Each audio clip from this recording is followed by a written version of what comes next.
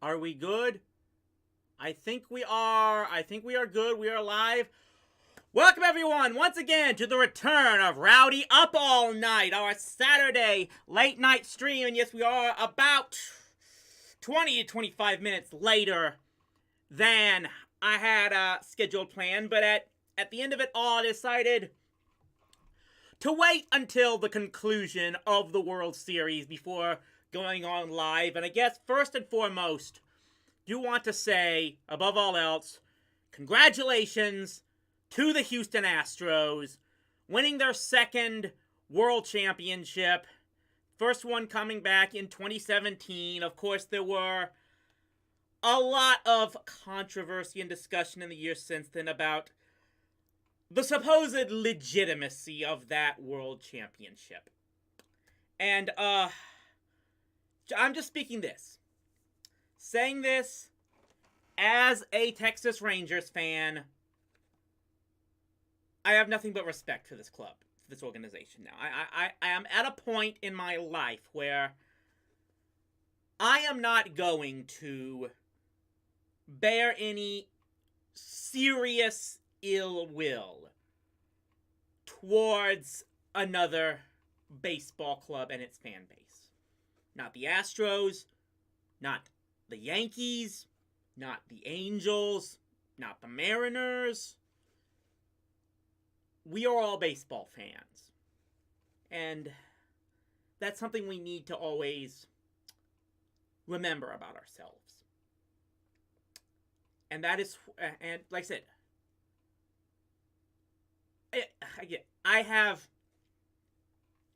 I cannot dislike a team like the Houston Astros as much as I cannot stand a team like the Dallas Cowboys. Because the Astros and their fans never questioned my being an American and my being a man for liking baseball, aka, in their minds, a sport that is not a real sport because it is not a sport based in horrible, abusive violence. I continue to have nothing but disdain for the game of football, for the National Football League, and for the Dallas Cowboys in particular. But I am willing to say that I have nothing but heartfelt respect and congratulations to the Houston Astros for, after enduring so much from so many people, for doing something that, let me be frank and honest. If you cheer for a baseball team, that team has attempted chicanery at some point in time. And I've always said this for the longest time. What the Houston Astros were more or less accused of doing in 2017 is actually very much different than what the New York baseball Giants did in 1951. And that team is still revered as one of the most historically famous baseball teams of all time. So for that reason, I'm not going to hold it against, during the steroid era of baseball, after knowing that cheaters like Whitey Ford and Gaylord Perry are in the Baseball Hall of Fame. As someone who's been a baseball fan my entire life, I begrudgingly accept that baseball have always been the most dishonest game of them all. So I hold no grudge whatsoever to the Houston Astros organization. No one is to blame for my team, the Rangers, not being in the position that the Astros are in, except for the Rangers themselves. Their egos got in the way. They thought they could just get rid of people who were very instrumental toward building the club that won back-to-back pennants in 2010 and 2011. Too many people just stopped caring in that organization. And I can only hope against hope that the people now running the organization with the Texas Rangers can find a way to turn things around. That's up to them. That's their responsibility. These past several years of the Rangers losing is not the fault of the Astros. They simply took advantage of the Rangers letting control of the American League West go. And so, because of that, I am willing to stand here and say, congratulations to the Houston Astros. You earned this championship. Whether or not people can say you didn't earn it in 2017, they can't take that away from you this time. Enjoy this. And especially enjoy this Dusty Baker. Last year I got to see Ron Washington finally get a ring. He was with the Atlanta Braves. This year, it was Dusty Baker's turn. And I'm very glad that he finally is able to stand on top of the world. Congratulations to Dusty, and congratulations to the Astros. I can only hope that one day I may finally get to see my team be on top there like you have managed. A couple of things before I get started here. Welcome to Razviel, Eric Steltzman. I'm glad you guys finally able to tune in. This is one of the reasons I decided to do this. I wanted to do an Up All Night stream on the YouTubes. I do know that a lot of you might not be tuning into Rowdy Live because it's not available on YouTube. But I'm still doing my, just so you guys know, I am still doing my Sunday regular Rowdy live streams starting at 8 p.m. Central Time. It is available on rowdyc.com. Should be there on the front page as well. In the meantime, I am going to try to set something up here. I want to, before we get to the main stuff, let's see what we got here. I'm going to see if I can embed, I had to wait to do this until I started up the stream. Because I want to see if I can get the embed of the stream itself. Not the embed of the stream, the embed of the chat. Let me see if I've got. Let me see what I've got. See if I can get this on here.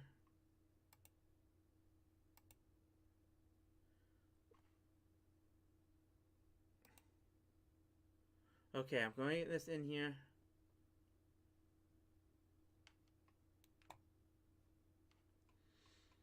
Okay, let me see how this works here. Again, I want to apologize. Let me see if I can do this for you guys. I have a page up here to see how to embed YouTube live chat on your website. Okay, let me take video ID from step 2.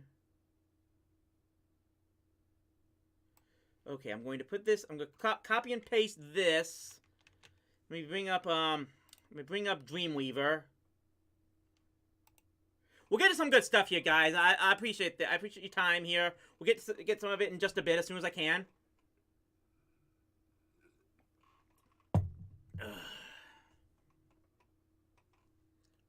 Rowdy Live. Okay, let's get to the Rowdy Live page in Dreamweaver.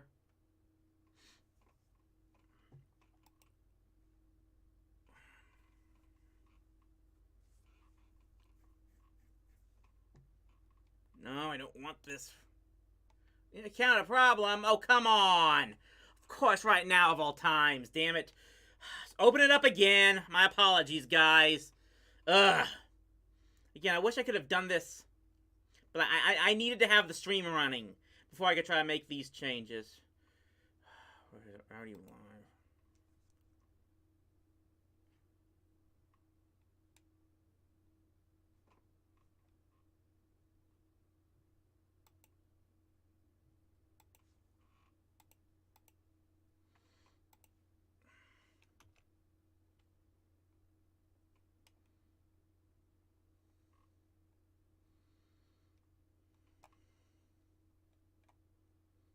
Let me see what I got. Is it working? Is it working? Let me see if it is, actually. You guys. Let me see. See how we're supposed to do this here.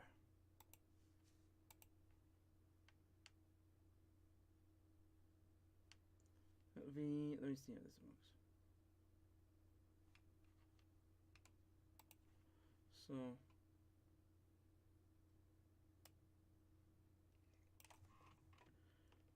Okay, let me bring up. Let me bring up the website, see if this is on going. Let me see one moment, guys. No, it's not. Okay, so I need to fix this. One moment, guys. Here.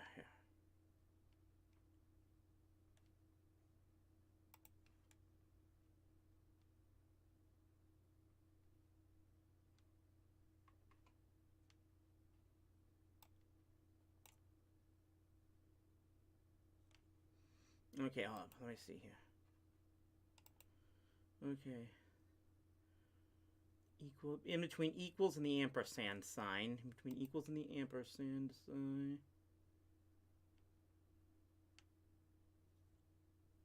Okay, there we go.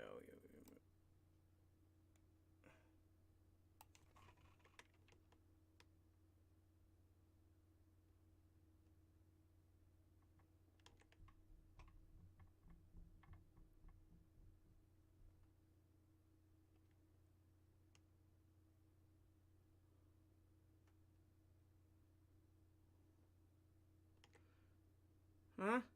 It's not? Wait a minute. Okay, let's see if this works. I'm gonna try this later. I'm sorry, guys. I've already caused one guy to drop off. My apologies, guys. I was hoping to. I've been trying to find a way to embed the chat on the YouTube live stream chat onto my website, and no success there. But I'll find a way to do that later, hopefully.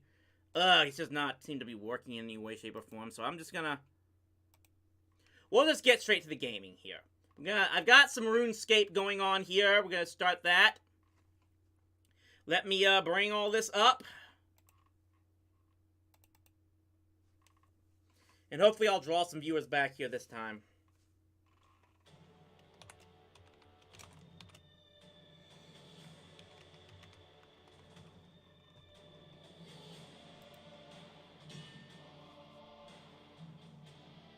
What am I going here? Well, I'm gonna be trying and playing the, well, we'll do this.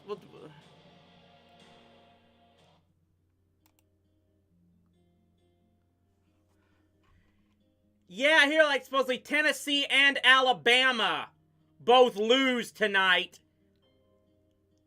And all I can say to that is, I still expect the CFP committee to find a way to keep TCU out of the playoff, even though they're still unbeaten.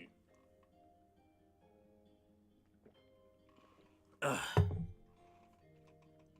But let's, go to some of this here.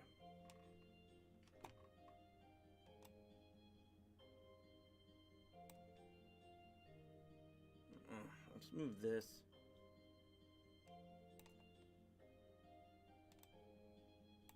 Okay, let's do this. Okay, so now what we got here? Go to the Grand Exchange.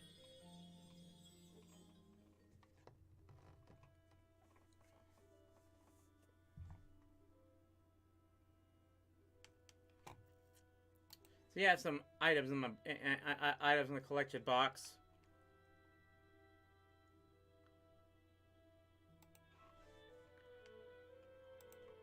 Sold those lighthouse teleports. Now I know I've got to cash. Excuse me. Deposit everything here for the quest that I'm doing, because we're doing the Dimension of Disaster quest here on RuneScape. And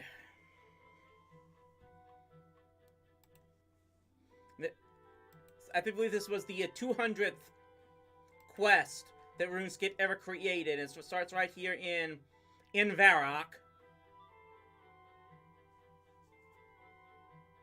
And there it is. There's a portal. I already opened the portal to get in there, so I've already kind of started this quest, and I apologize for that. If I had thought ahead of time, I would have not officially begun this until tonight.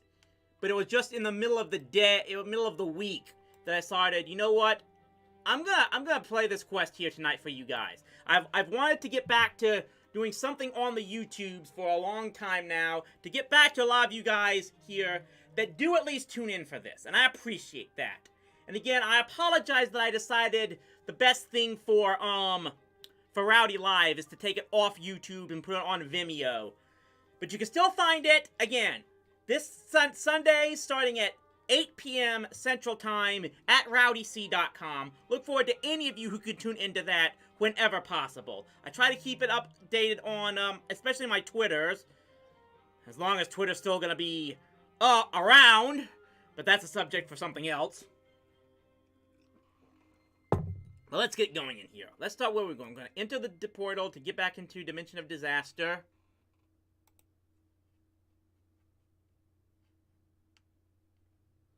And what are we doing here? What were we doing here? We were trying to, So we're in an alternate dimension of Glenior. That, supposedly where you, the hero, the World Guardian, never existed.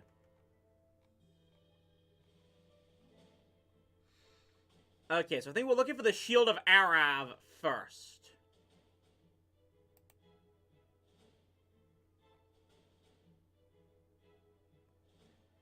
I think we already talked to this guy here in the museum. Go back and see it.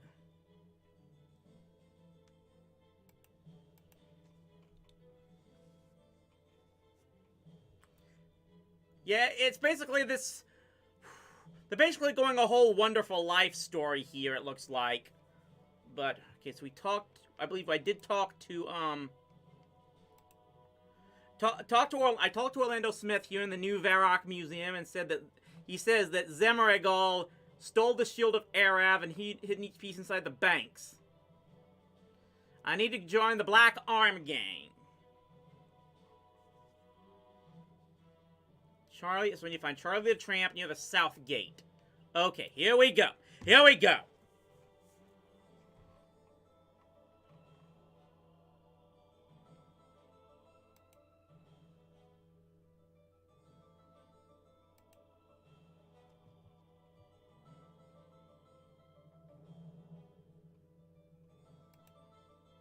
By the way, I do hope to play. I do look to continue Rowdy Reads tonight, during tonight's stream.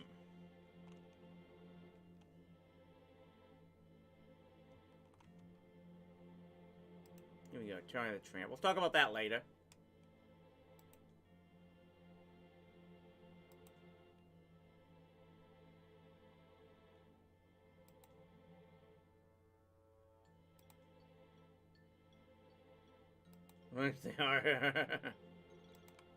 This, okay. Aha, so we're here.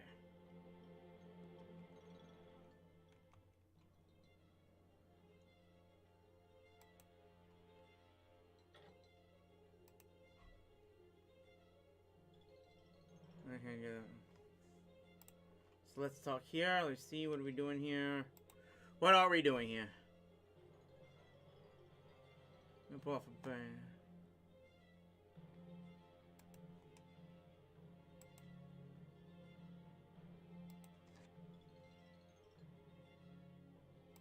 That was no great secret. Thank you. The Bertha told us evidently most of Drain are vampires now. You pull off a bank job. I'm the big Z, and then you're 7 kinds of crazy! The Shield of Arav. The hell are you got party hats on the prison. Those prismatic lamps would be pretty good.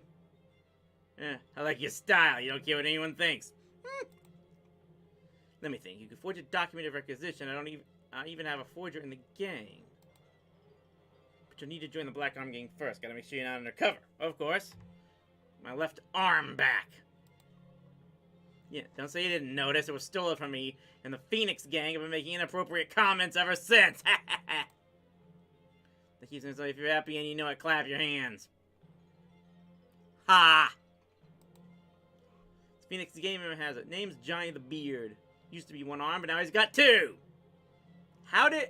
you know, I don't think I want to know how he... or if. Yeah, Johnny the Beard. And you know he's on the Blue Moon Inn. Okay. Blue Moon Inn. No big problem there.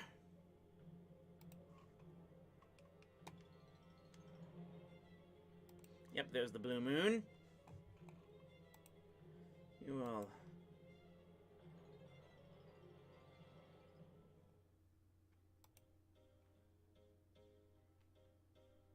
Pong.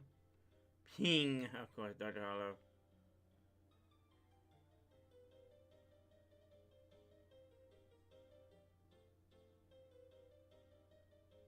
Where is this guy? Johnny the Beard. Bong, he's back again! Oh, the penguins!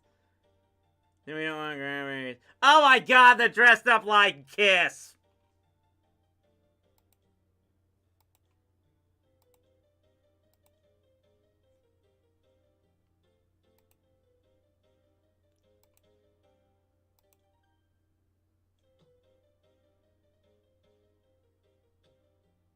This might take a while.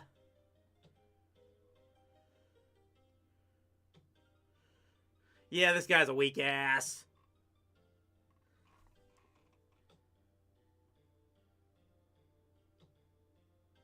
Yeah, man. Enough.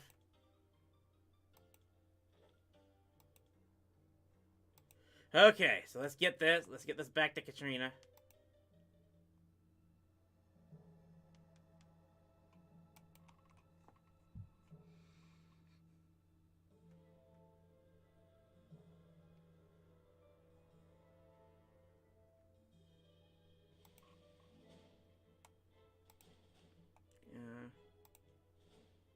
Rotting flesh.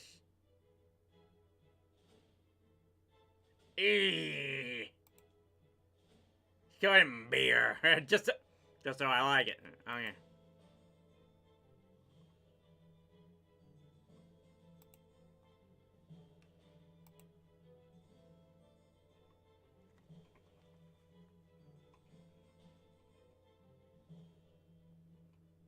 Lockpick and touch me the forger more.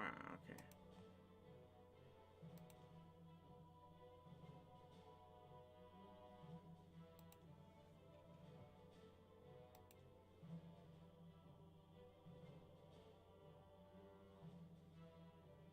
So you should take something to work for it. Okay.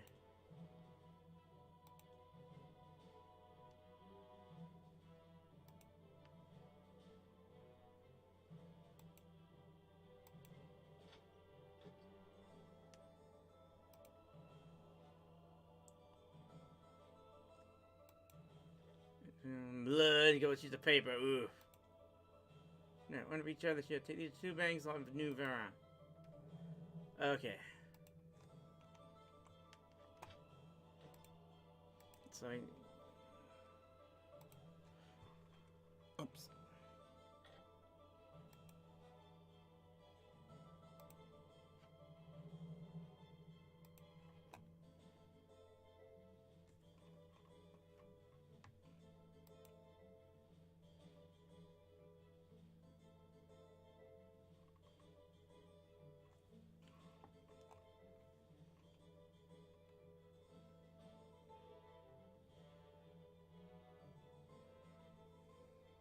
Guess we're gonna get the shields.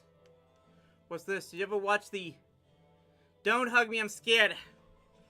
It sounds familiar, but I can't say I've ever actually watched that. Ugh, excuse me. I need to close these out.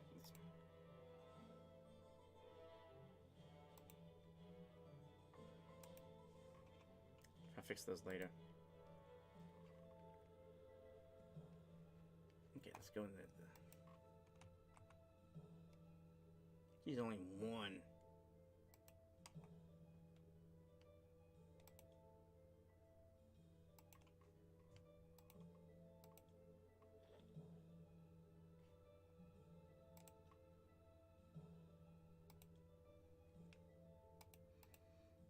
Okay, now for the other.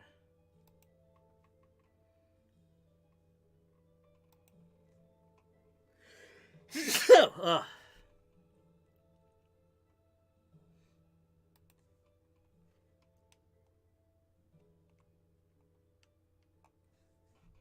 Let's go to the other bank.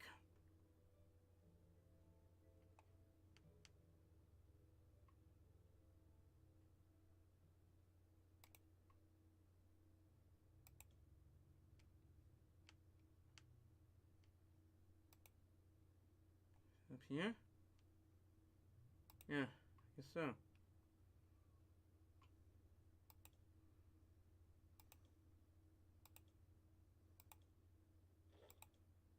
Okay, we've got them. Okay, we've got the shields. Now, so we have to join the... yeah, I think we have to have... What next is, I guess, we do have to go and get the Phoenix Gang. No. Oh.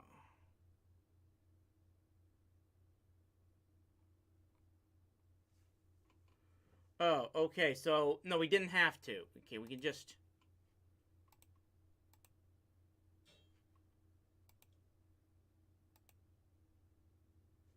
It was one or the other, I guess. We had to either join the Black Arm Gang or the Phoenix Gang. But now we got the shield and we can give this back.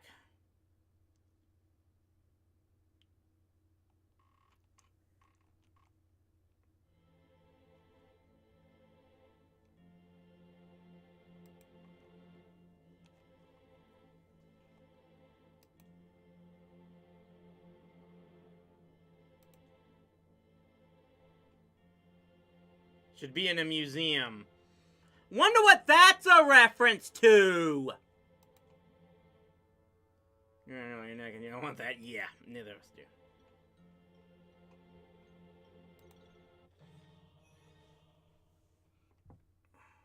Okay. Now, methyl crossbow and methyl grapple. Speed lamp.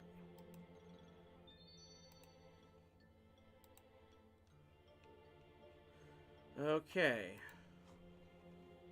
So we got that.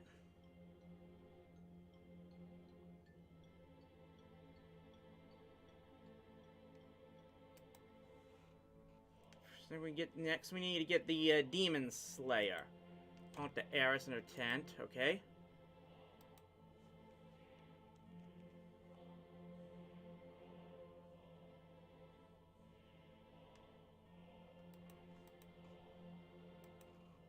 Okay.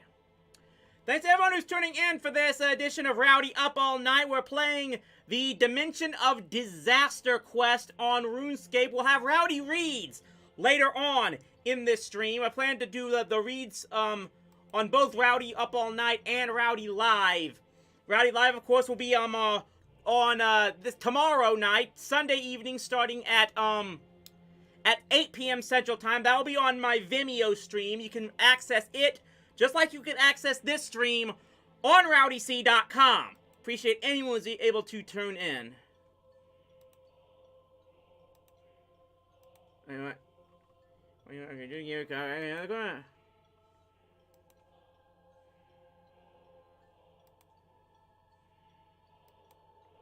There's the sword. I'm sure I recognize it.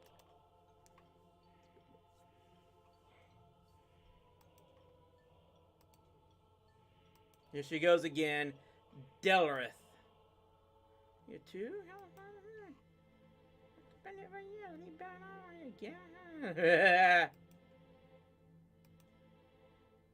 See, Dorothy's terribly ugly.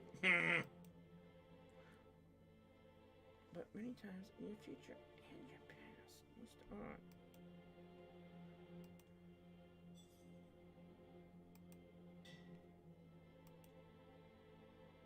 I need Silverlight, yes. I know that. I didn't get to that part. Hey, this is my first Delrith bashing. So which, I'm looking for Gideon Blade, or was it Goofield Gideon Blade? Oh, my. Besides, Gideon is dead. Delrith killed him when he first arrived here. Oh, so maybe this is the one with Wally? It's only Sir Pryson's key. Is he in the palace? No, you definitely shouldn't remember that one. Who are you? Wait, I don't that one. I don't want to know. But yes, you desperately take you to surprise. And Zemmergol banished him from the palace grounds when he had it rebuilt. Returned in his house, over the path from the church. Okay, so where's the church?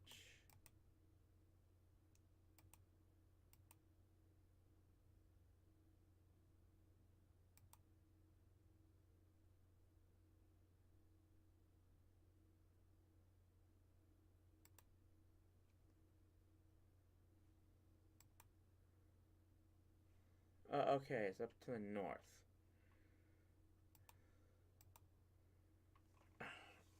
Okay.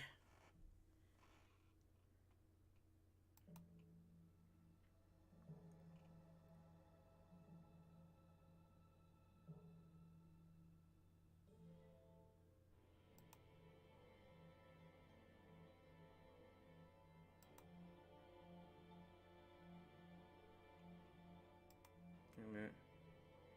Oh no, it's right here.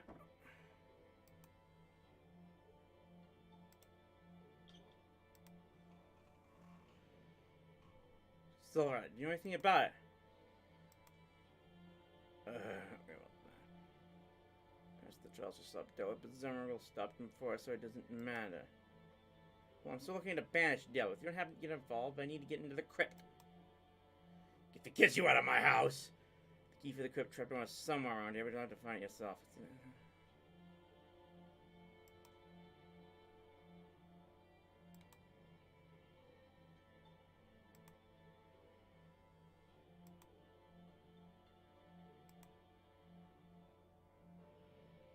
Is it a random place?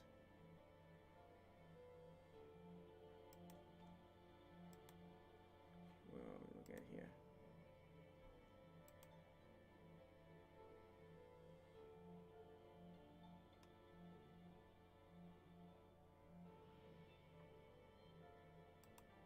Oh,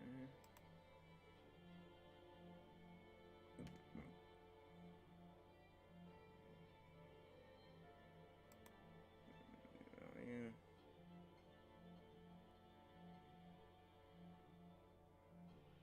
You already searched this.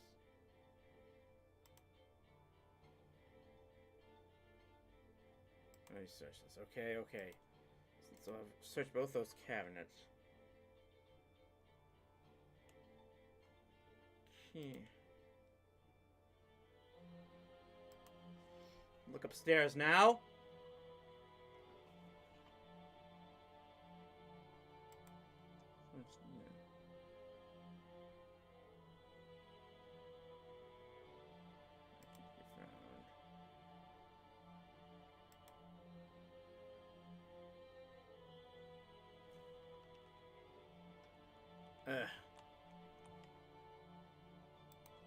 Guess that's not it either.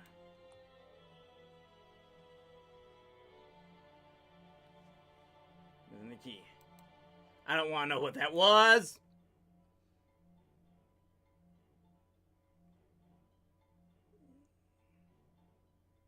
Piano key. It's still sleeping on you.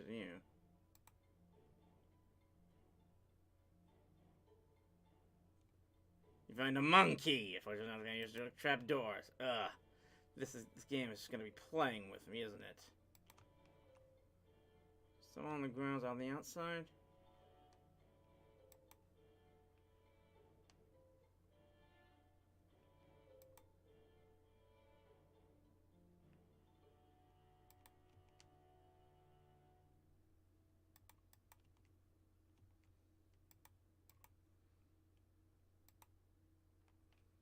Must be in here somewhere.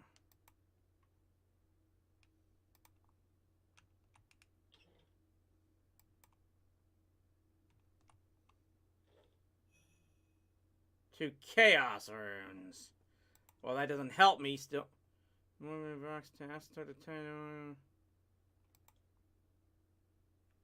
Still doesn't find me the key.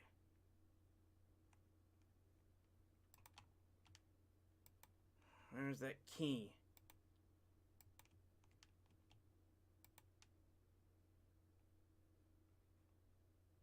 Wait, search drain.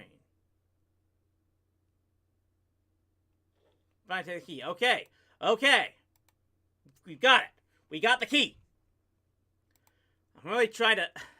My apologies, like, I'm watching a lot of Homestar Runner recently. I'm actually holding back from trying to make my voice sound like Strong Bad. My apologies about that. Especially kept rewatching his playthrough of Vampire Castle.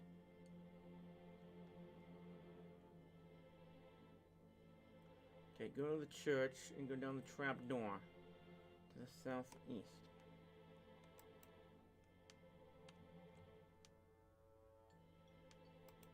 Okay, so here. Okay. Go into here.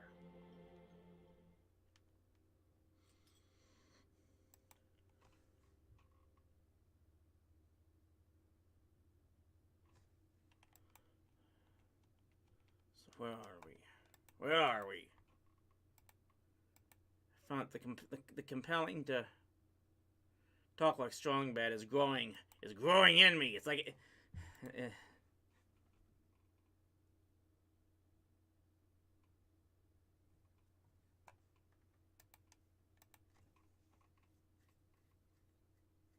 I'm taking the sword. It doesn't feel the guy in the spirits here to put me through the trials. Okay, so we gotta go back to Eris.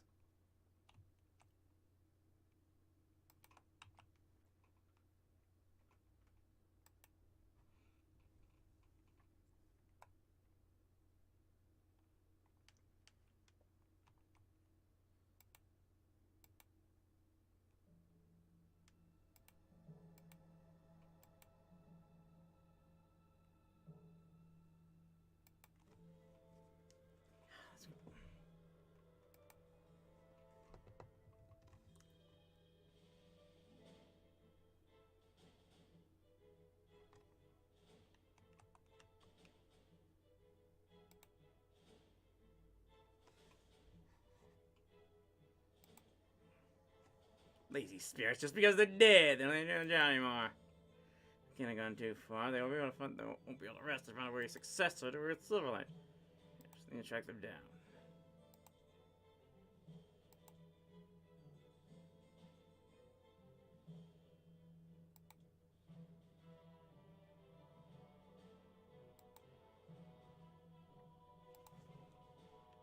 Okay.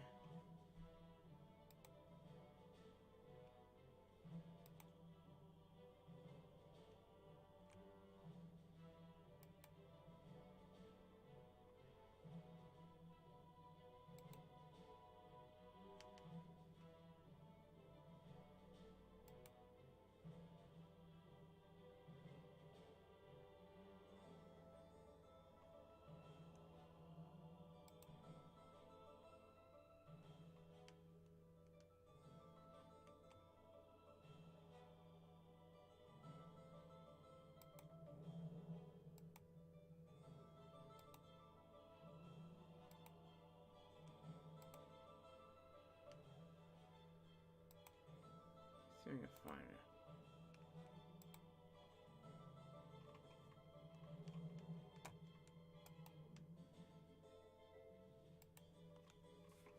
Okay, so it's dark.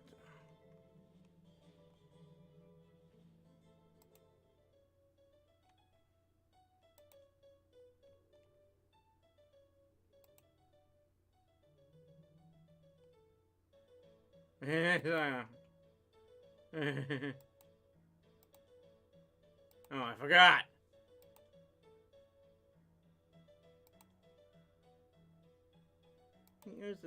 Oh, that. Oh, maybe while I was drinking. I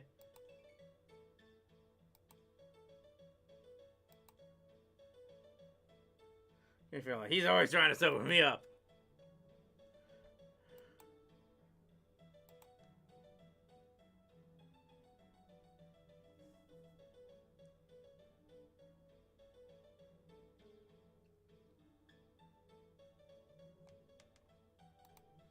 How do I...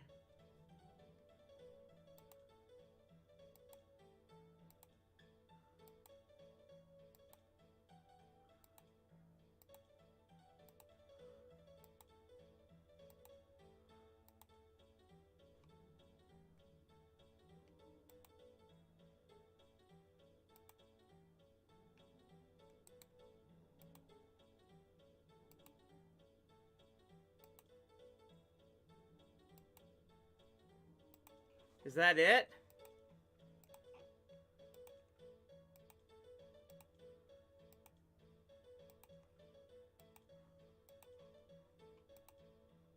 Is that it? It's just I need to find him and that's it? There's no way to talk to the ghost?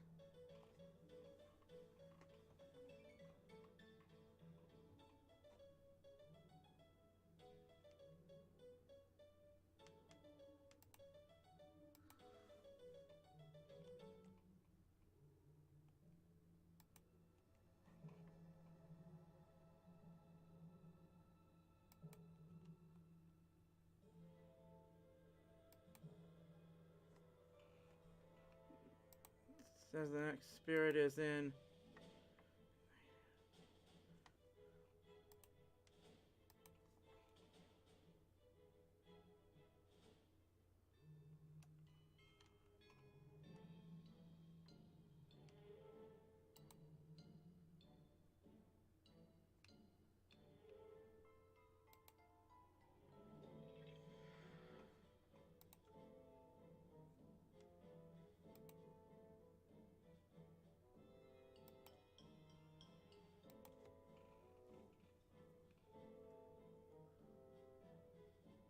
Man,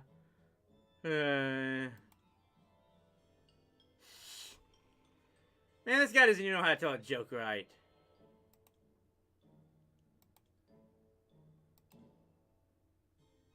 Definitely no thrusting guy. Okay, so the next one.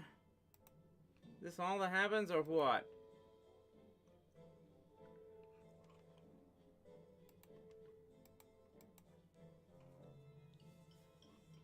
Okay. Well, no, it's not the I don't think it's the apothecary. I believe I've actually got... I mean, they say that... I've actually got a guide up here. And they say the locations are the Blue Moon Inn, the graveyard, and this one house near the church here. So I found 2 of the ghosts. The question is whether I need to do more with them. It's this house here, I think.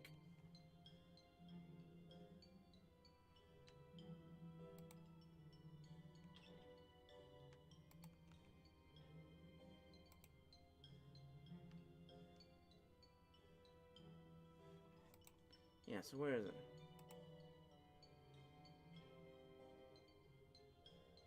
No. It's in this house somewhere.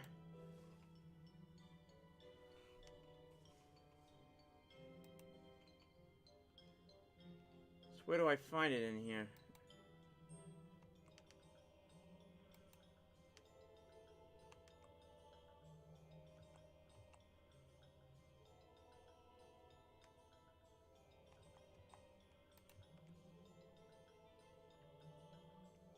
It says it's in this house somewhere, but I can't seem to find it. Wait, ooh. Ooh, wait a minute, that's shaking. That bookcase is shaking.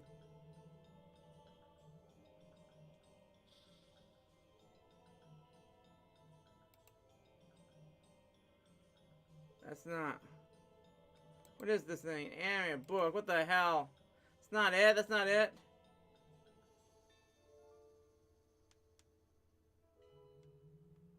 What's going on?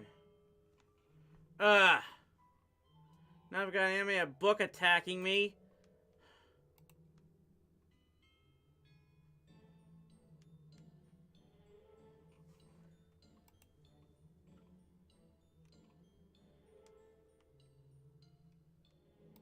Jeez, what the hell? Okay, I need... Oh, okay, wait a minute, I get it. I needed to put... That's what I fucking did. Okay, now I see what you were talking about with the apothecary. Okay, okay. I wasn't thinking. Sorry.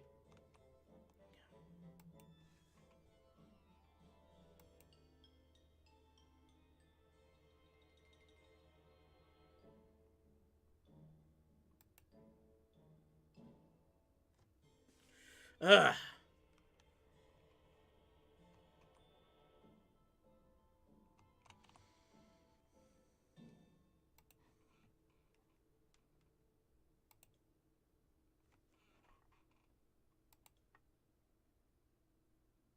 You know what toxic impropriety has added this night?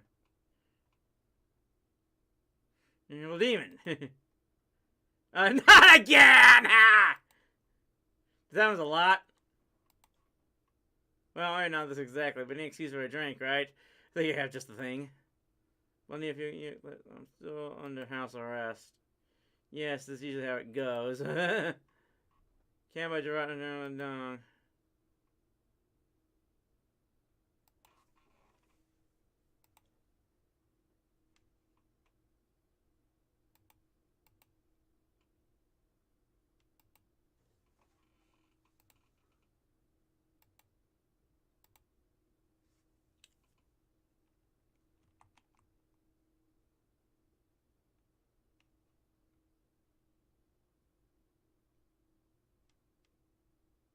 No, that's not it.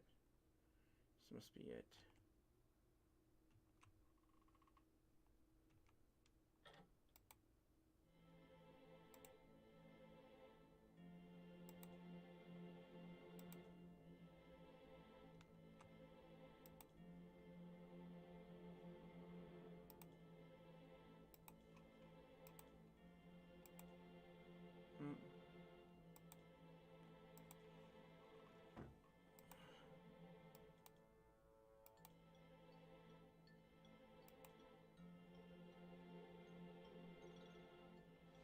So see if someone with Gertrude.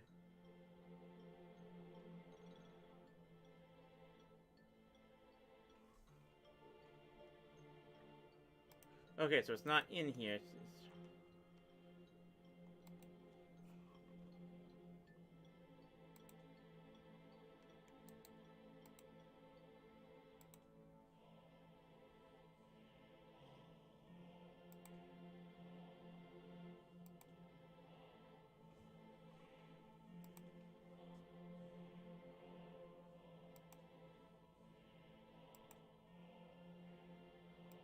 Yeah.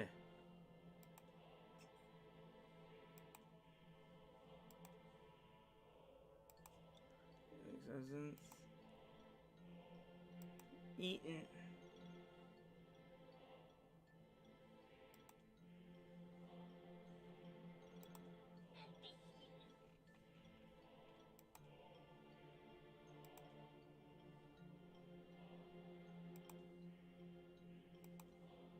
Is this your hand? Where's the candle?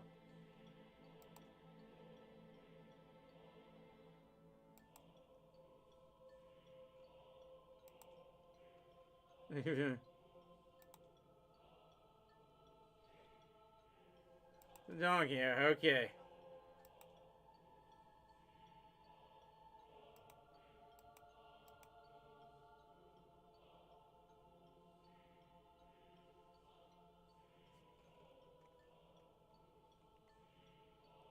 What's going on here?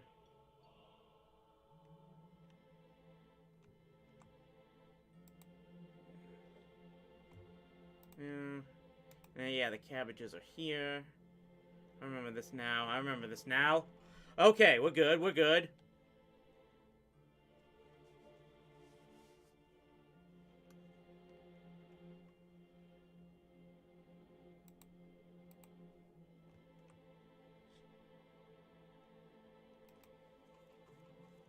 Okay.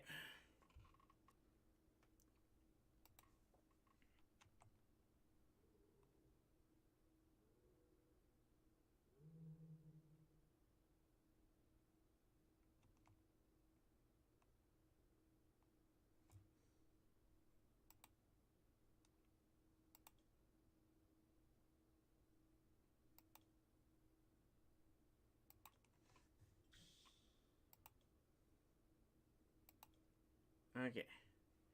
Let's go. So hopefully take care of this.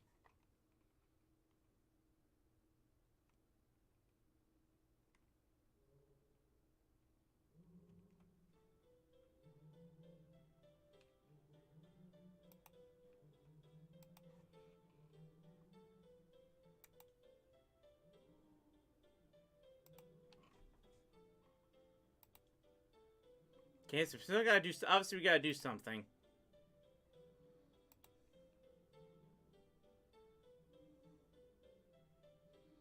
Yeah, of course, of course.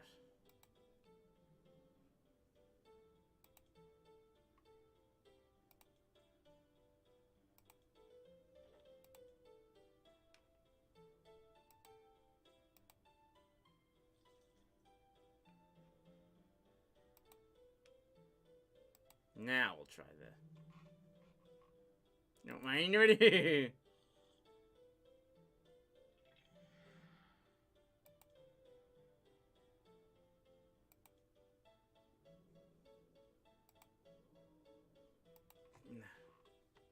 What are you building in the first place? Oh, shut up.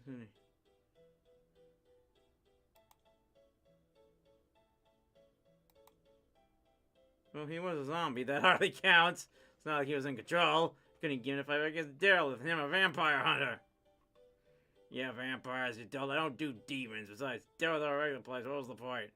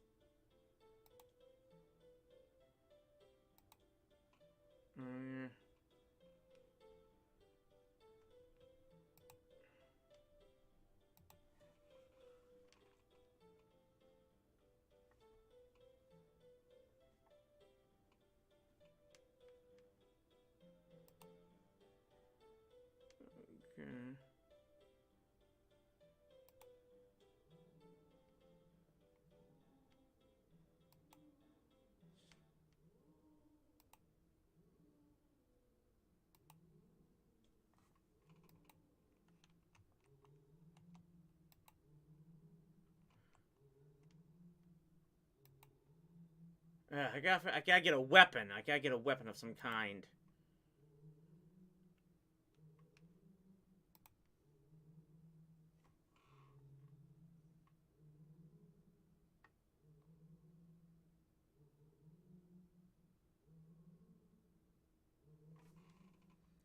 Okay, let me think.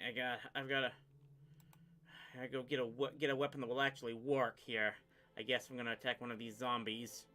Ugh.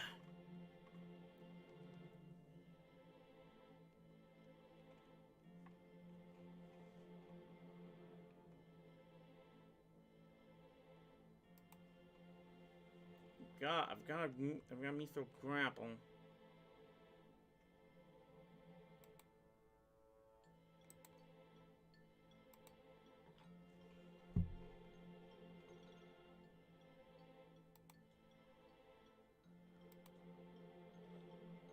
Okay, so I've got bronze bolts. Hopefully that'll help me wield against the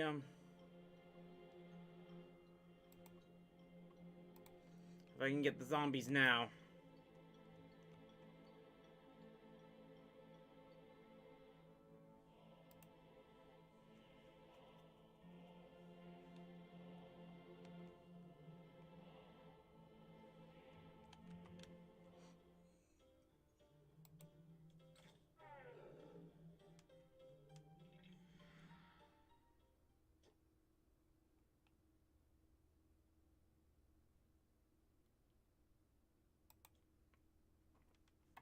Okay, well that's taken care of.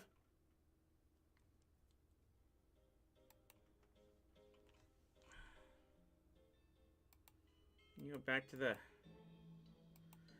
this spirit.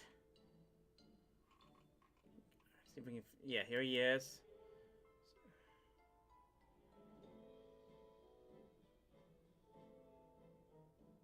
Yeah, I think I know how to work it now.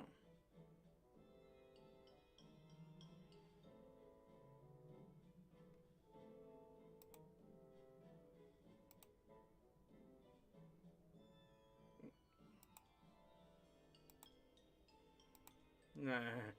Have fun with your sword and your arm off. Okay, well that's taken care of.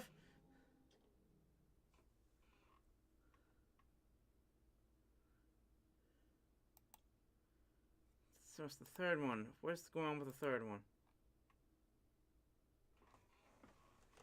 Okay, so I have to kill that. So I have to kill. Yes, I gotta kill that animated book, and now that I actually have a weapon and ammo, I can do that.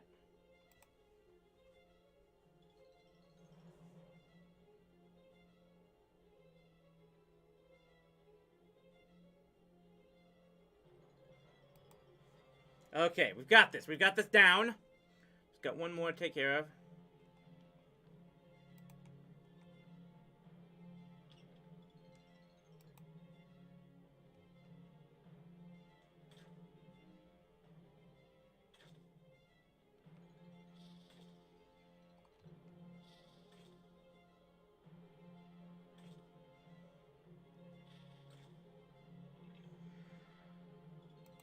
Okay. Oh, thought you were the... Hi, Sparius! You attacked me! Of course I did. It's my job. Your job to attack me? He's a poltergeist. Were you scare me with? I hope so. You're hunting. Oh, you're haunting furniture! Here's the thing your job's in the spirit of the mind. Here's where the world survive. Oh, yeah, we will. Give it up years ago. I think. Now, so it tells me, alright.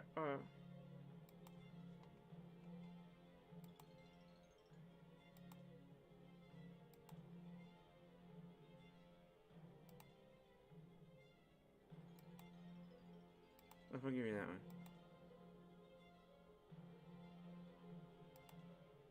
Alright, that was an easy one.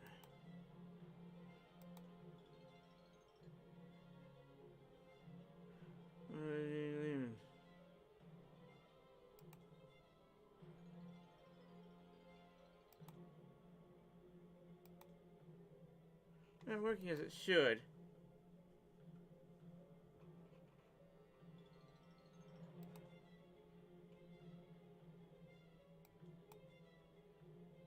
Another question that needs updating.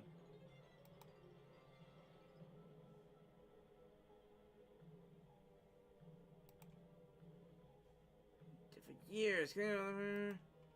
I know, but there was an option to pick Eris. The question. This isn't up to scratch. There's another year 170. We should have finished by now. You with the sword, me back to rest.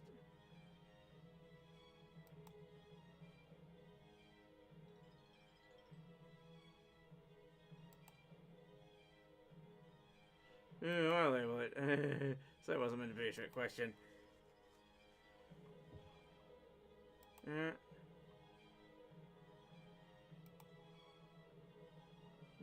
That was Emerald Town.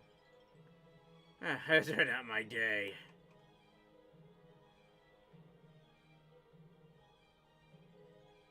You gotta see this. I gotta double check this.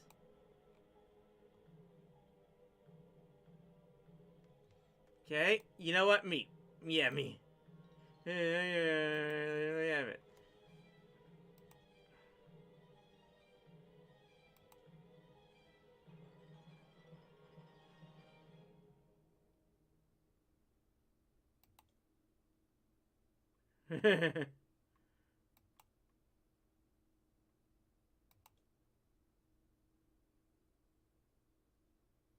File!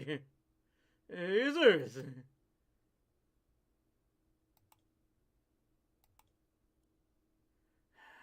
No, I don't. Right there. Well, that guy was a pain!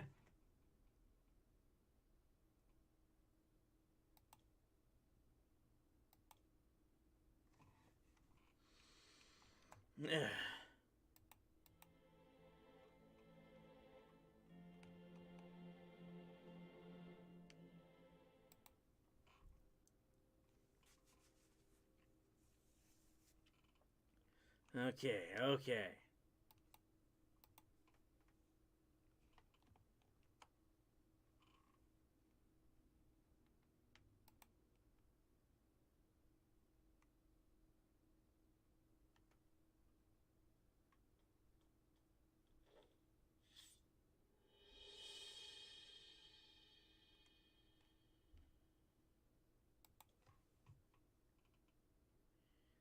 Area southeast of New Vera.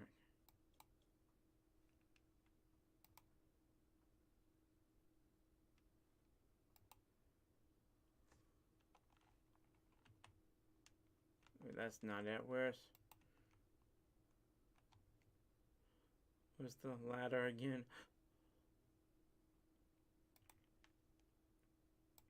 Okay, okay.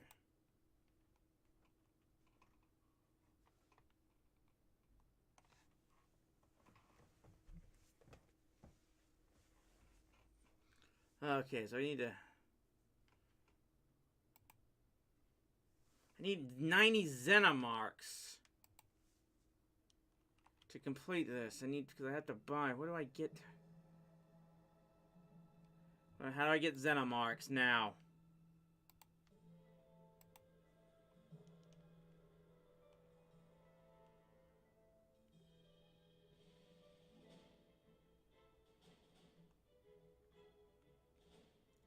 Okay, so I can just, well, they're zombies, so I guess I can just, it doesn't matter if I pickpocket them.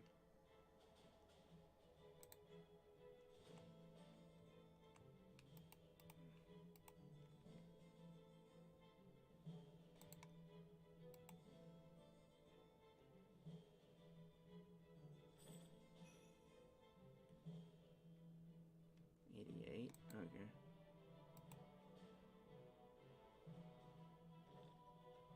Cabbage?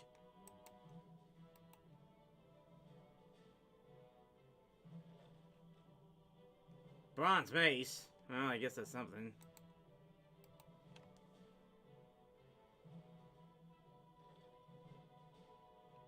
Tomato?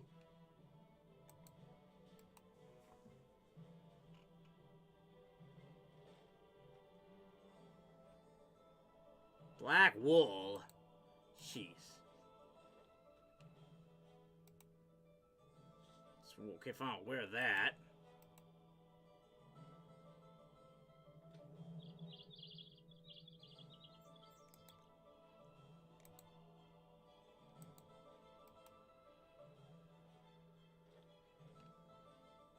Jeez, what does it take to get a few more coins?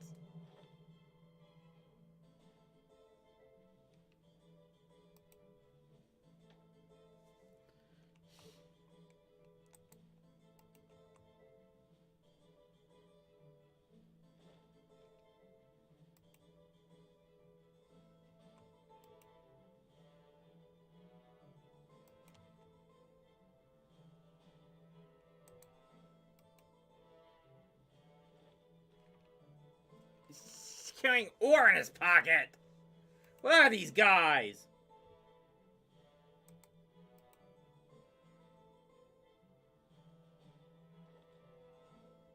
Jeez. Oh, he's got nothing but ore in there? And cowhides?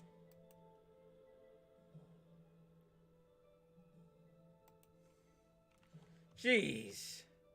Come on, I'm 2 coins shy of what I need.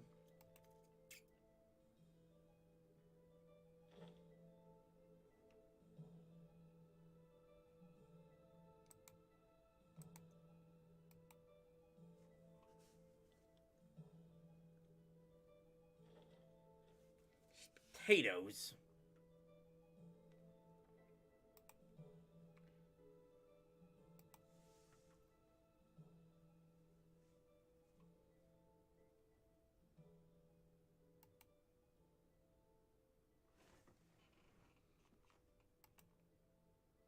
Oh, I guess I can.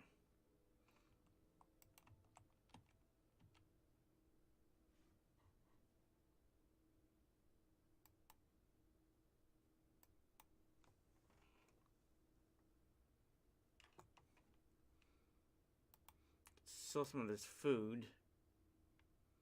Where's the food store? I think I saw it around here somewhere. Okay. See if I can see what I can get for this. See what I can get for this.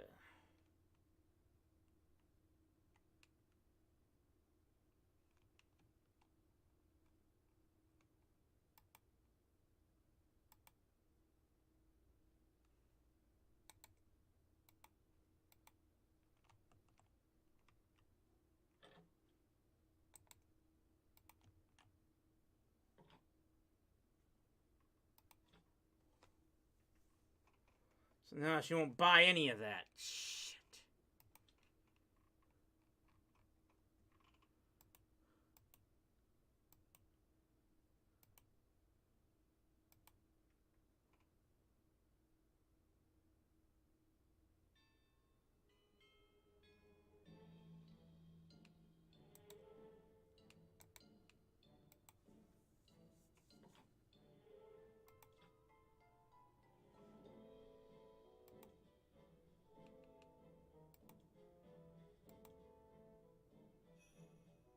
Okay.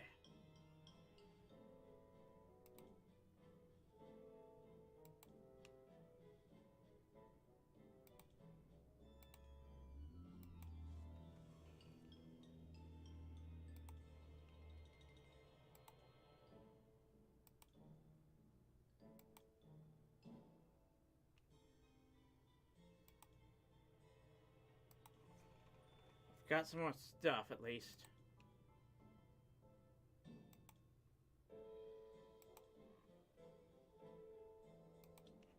Okay.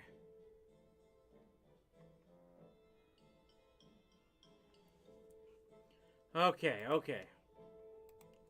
I need...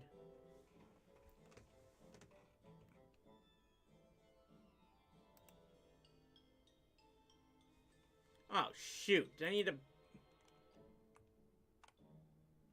Shouldn't have bought the... Okay.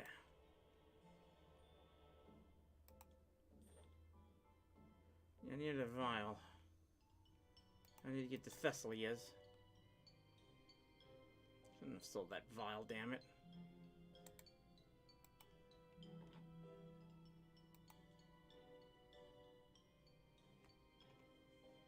Okay.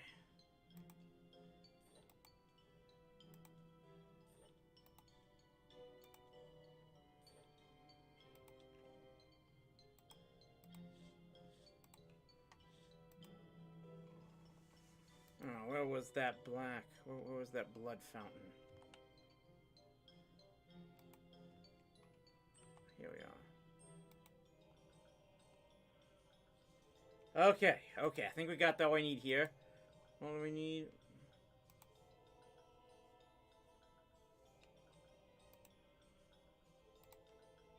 The wield Silverlight.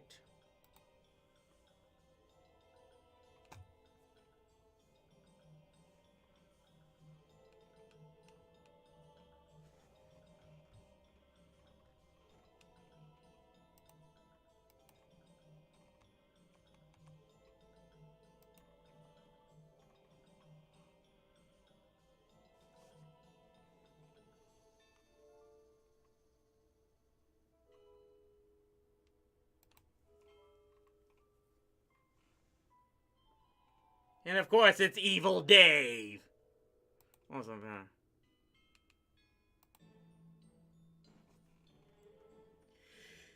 Yeah, he's probably even more annoying in this world.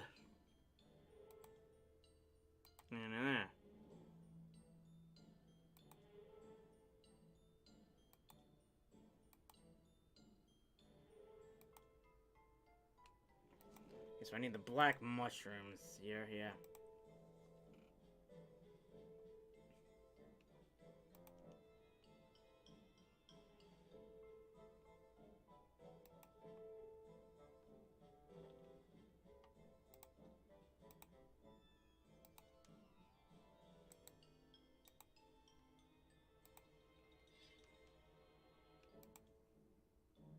Okay.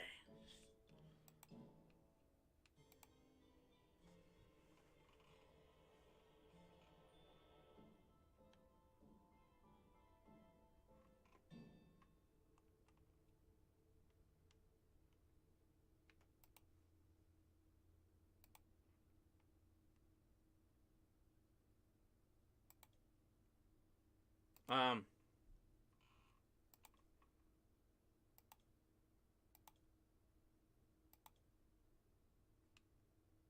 Sure.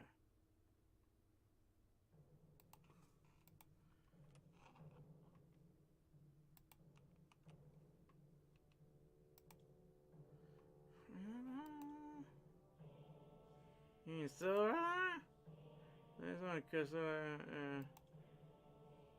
you might wish it were Silverlight. If I could just say the brand, I don't want to leave the single and get back to Inferno. But it usually goes. But, yeah, well, honestly, it's kind of disappointing. But you and me both. What happened to you? You used to be the big bad demon of destruction. Tell me about it. Death summoned me in this fancy ritual. I got the crack on the prophets I even never showed. Then that juice down spine.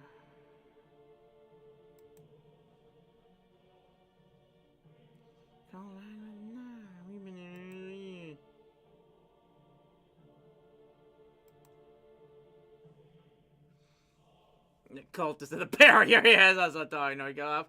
But I'm standing on a cage. You mean you're just a rat in a cage despite all your rage? I'm sorry about that. I'll hurt myself at the end of this thing eventually.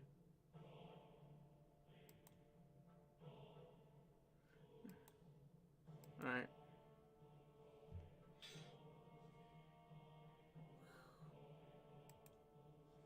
Oh no, it's like with now, dirty. He won't let me accuse and point me to my. Well, at least this proves that you do have Silverlight. Oh, I don't draw a circle of blood around me. So damn it, it's magic and you'll be able to stab me.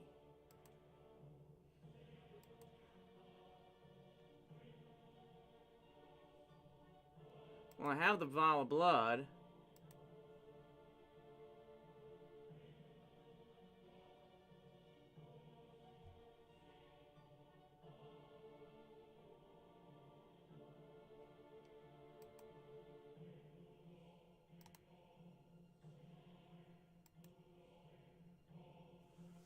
Okay.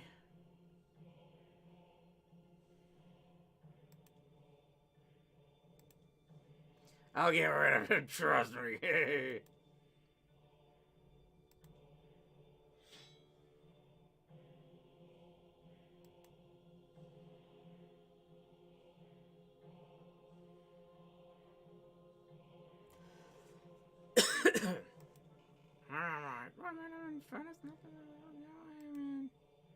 No, Varrock, oh my brother. Nobody likes you, Varrock. Damn you, yeah. Yeah, if I argue with nah.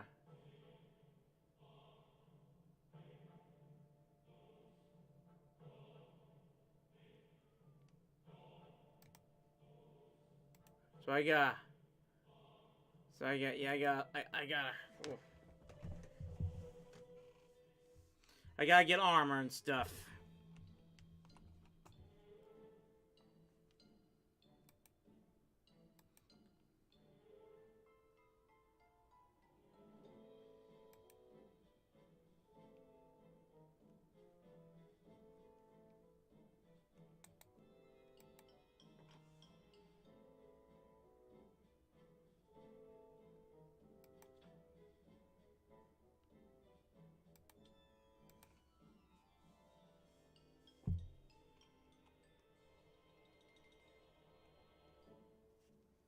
Ugh.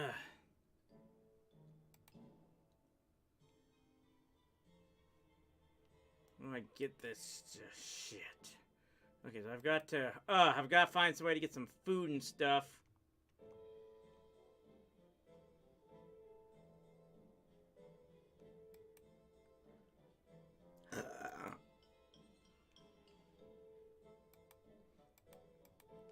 Okay, there's a weapons store, so hopefully I can sell some of this stuff.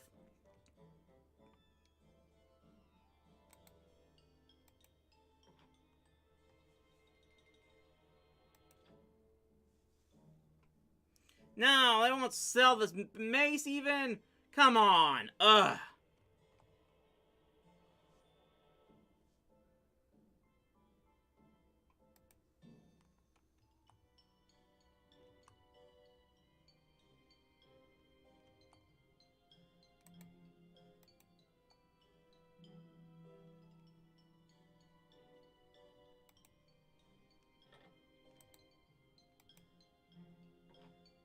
Oh, cakes and the stew are so expensive here. Fudge.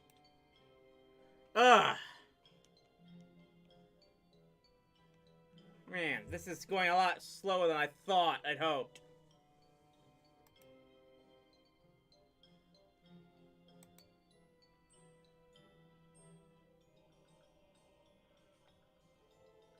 I gotta get some more.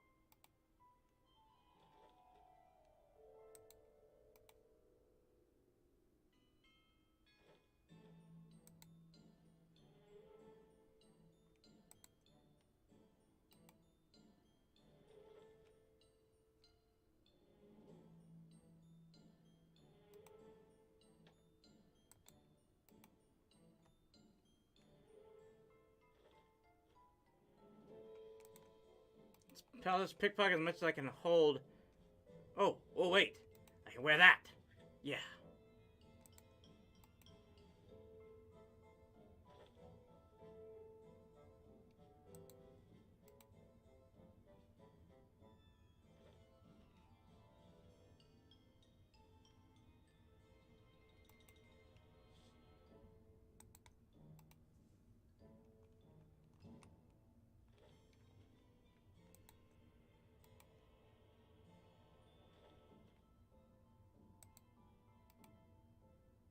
This might take a while, guys. My apologies for this.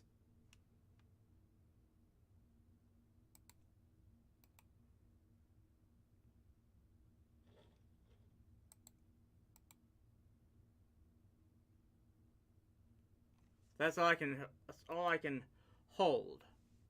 See how much the general store will take for this.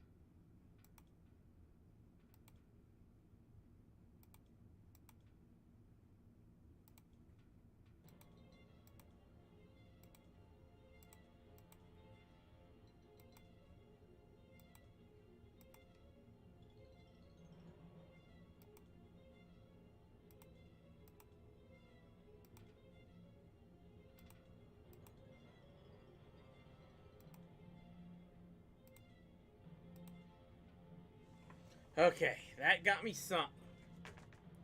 Wouldn't sell my. How much for the bolts? How much for the bolts would we sell?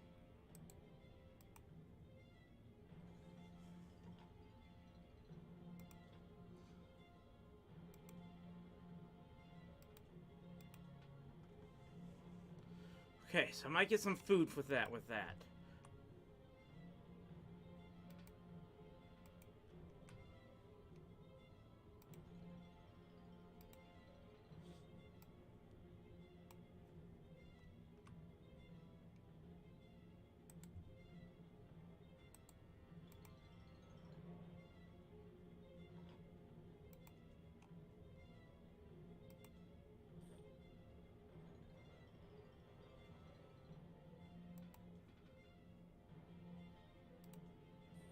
I hope this will be enough.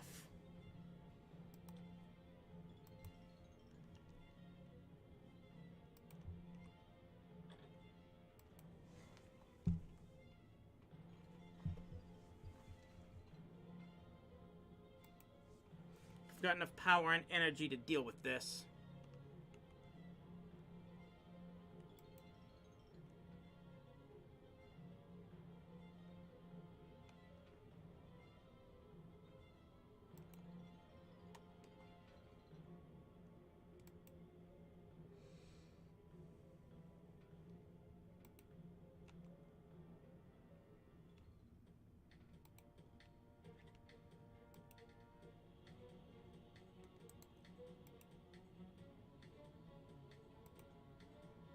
Hope this works.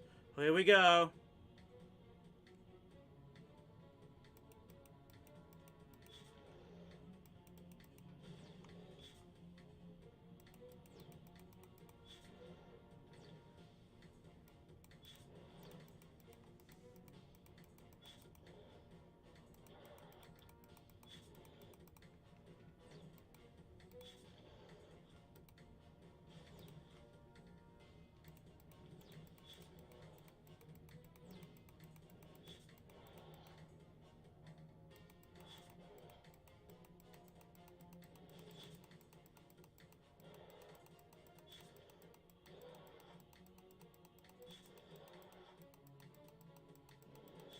Yeah, this is not good.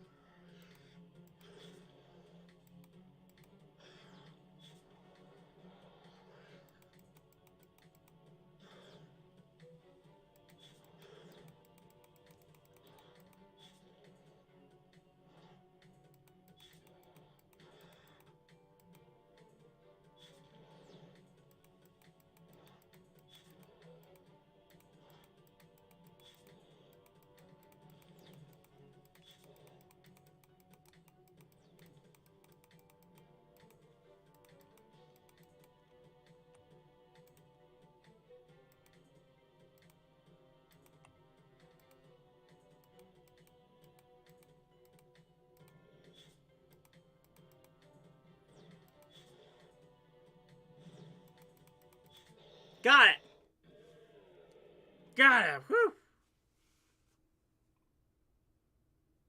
Whew.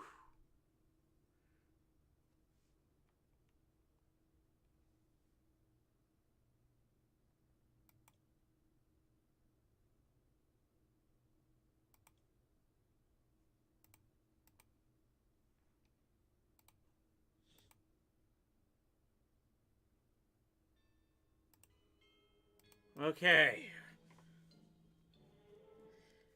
That could have gone a lot better, but...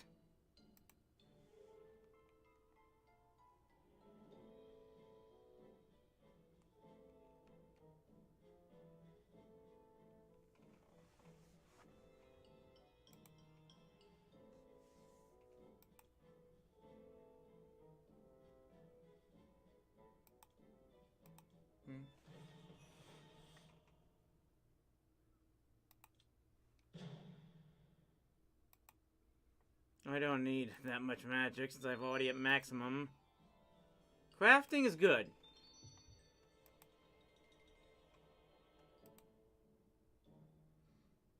Okay, so what's next?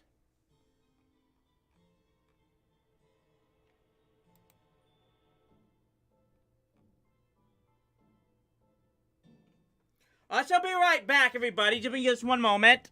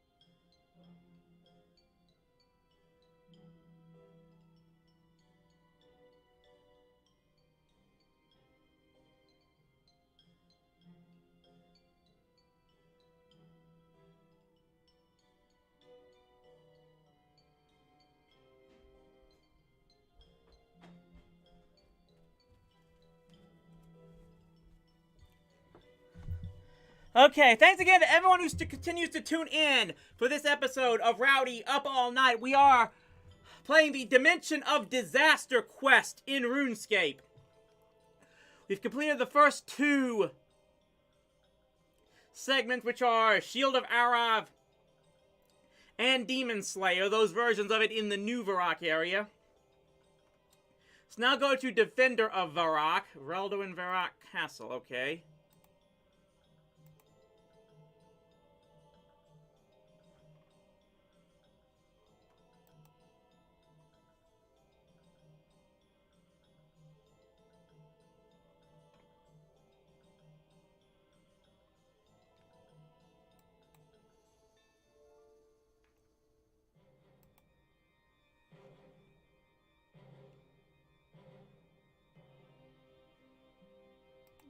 That's Arav.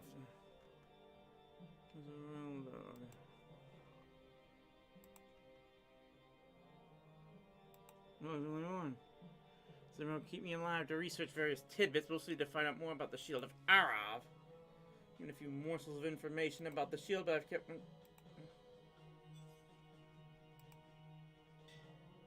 here's the thing. The shield. It's staggeringly powerful, and that power would only allow him to stretch his empire further. But I found something out. The shield could only be locked by a single bloodline. The bloodline of our first king. I believe that someone in Varrock shares that bloodline. Someone can use the shield to dethrone Zemaragal. With a few more months of research, I'll know who it is.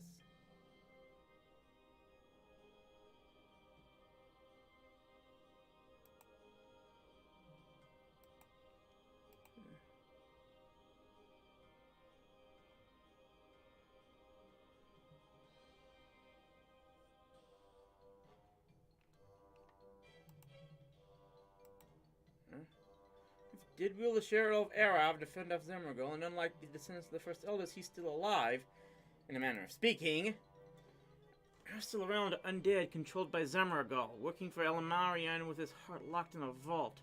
There's no way he can help. I like your chutzpah. Go talk to Arav in the main hall of the palace, see if he's interested in this folly. Okay.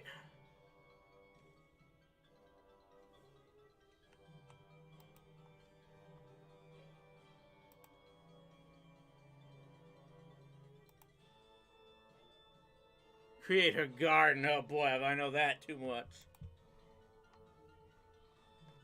Garden of Hostility.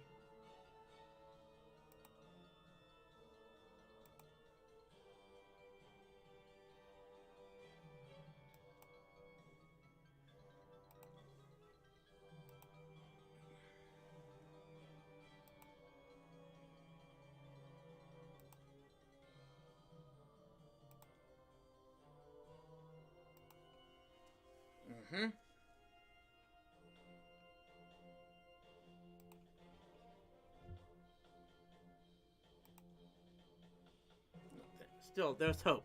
Mind control is a very powerful spell. That kind of magic would require Zemaragal's 100% attention. Yet, Zemaragal manages to eat, drink, torture, and quarrel with his gargoyle pet. Magic comes from an artifact then, and artifacts can be destroyed. Look around the library for more information. Zemaragal is a hoarder. Okay. The Wind and the Gallows.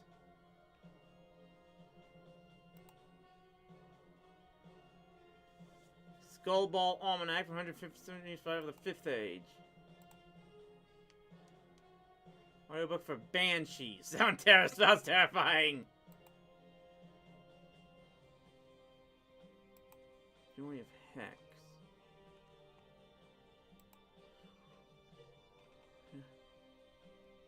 Azure Golem and other anagrams from the word Zemaragal.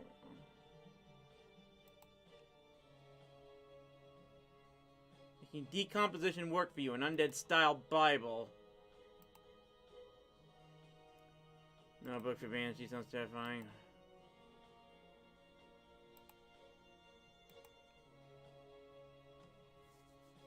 How are the tables? Making you understand Bible. Still nothing here.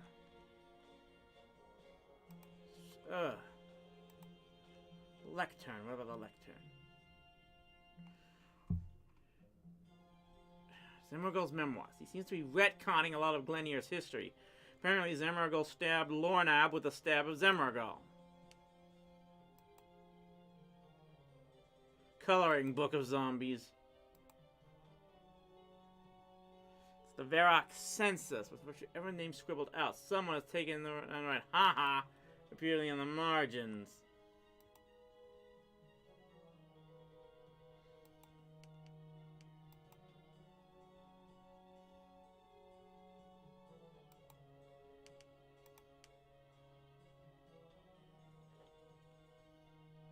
Matters of the heart. That might be it.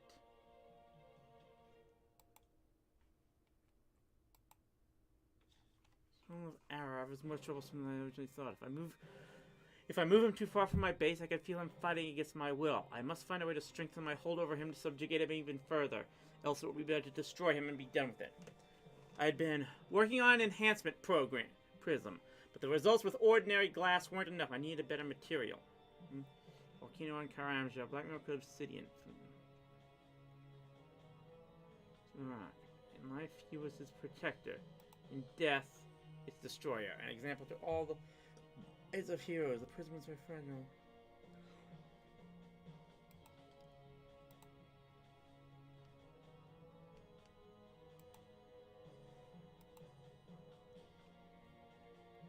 Sar style obsidian prism strengthens them.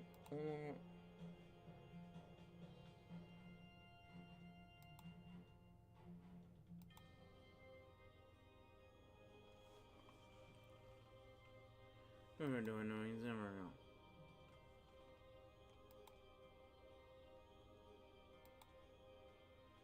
Okay, so I gotta go back to Thessalia. Ah, okay.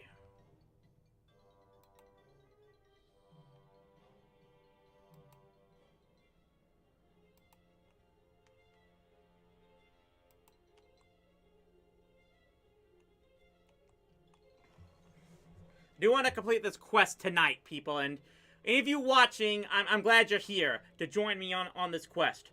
Reminder that, of course, Rowdy Live will be back on at rowdyc.com tomorrow, starting at 6 p.m. Central Time.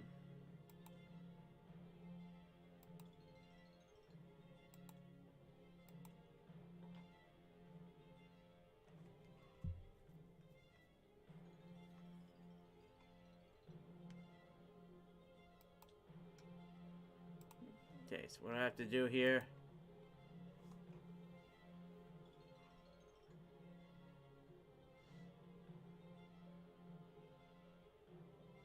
So I gotta buy the whole thing, which is gonna be 500 Zemma marks. I know I got 408. See how much I can buy.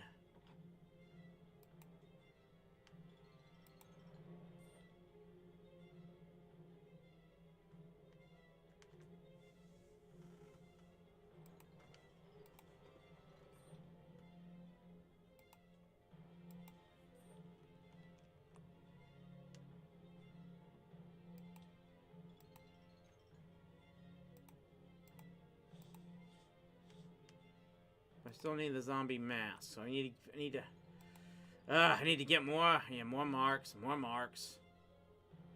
which means more pickpocketing.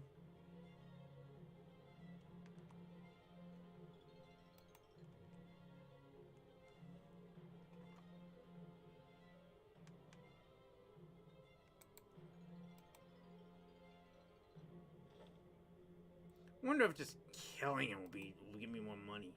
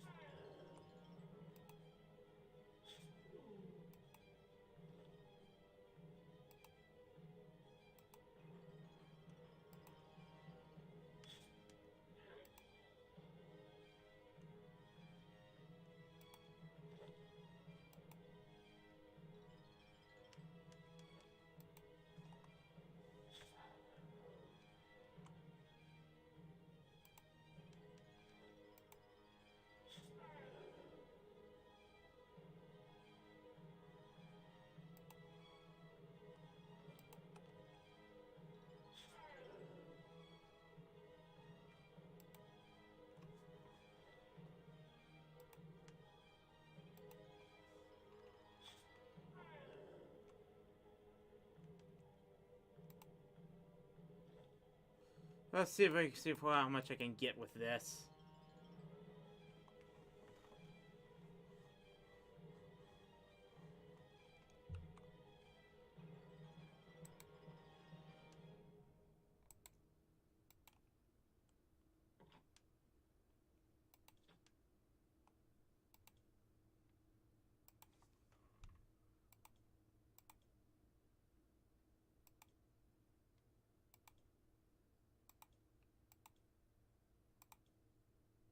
Okay, again, 50 for the spear alone. Yeah, that's good.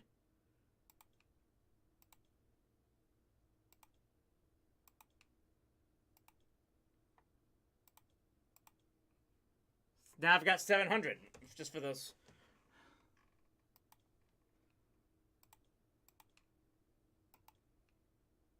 Okay, now we're getting somewhere. Okay, so we'll buy that mask.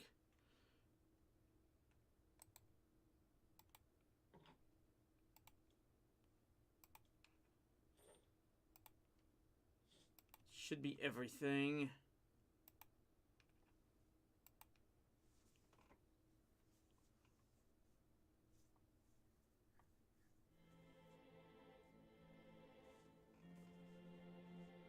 Okay, kitchen the east one. Okay, so we move here. Okay.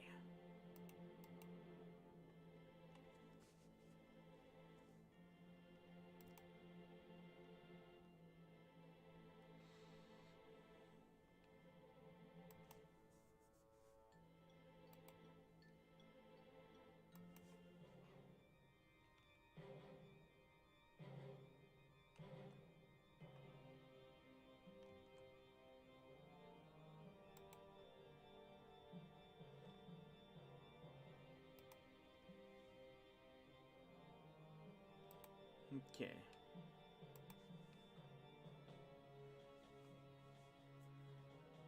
I got two. Southeast staircase of the castle.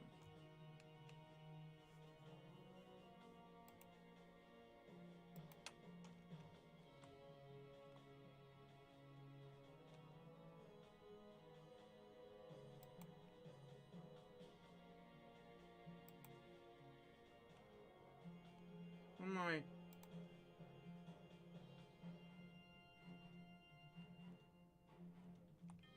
What did I miss? If it's the... What did I buy? What did I forget to buy? Okay, let me think here.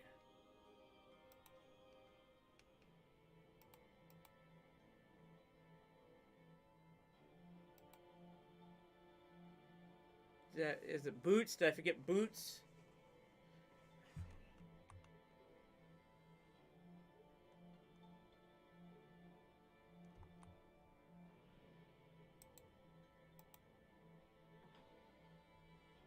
I guess so.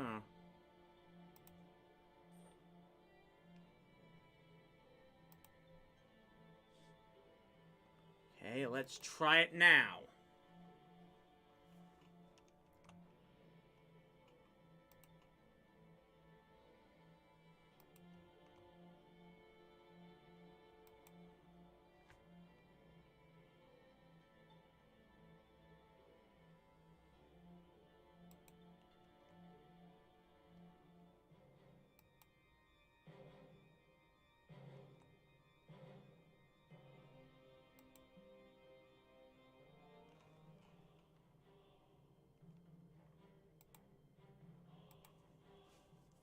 Zombies, okay.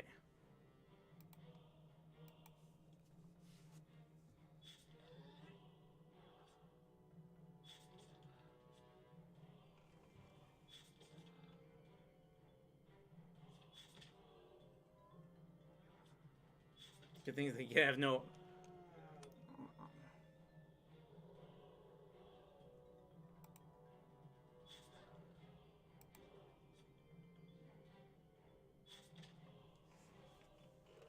Okay.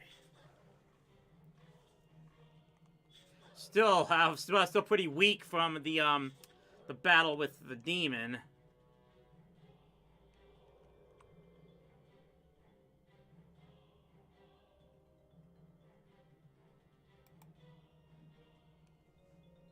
Okay, so I got the 2 red mists. Now what?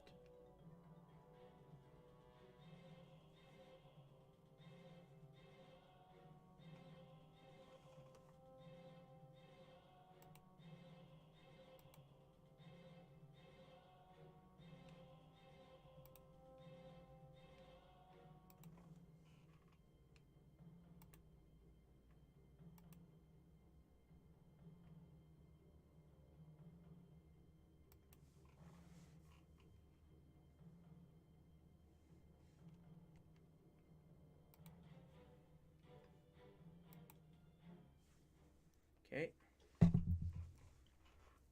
Here we go. Return of the zombies, and we wanted to ask you about something. Magical mystery gust as well as corroding our insides. It also escapes at awkward times. There's some keys. Man, there was like other bad guys. No, security says no. I want to go through the doors. I'm gonna pass. I need a shot of gas up. Ew.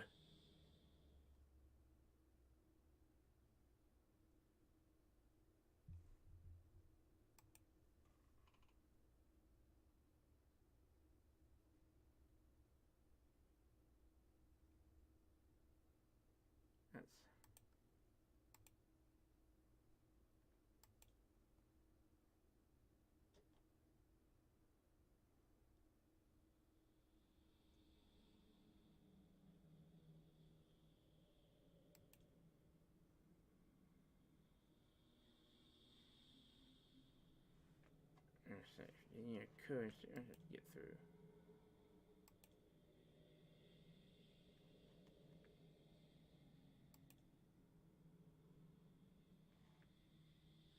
Since we're revealing everything.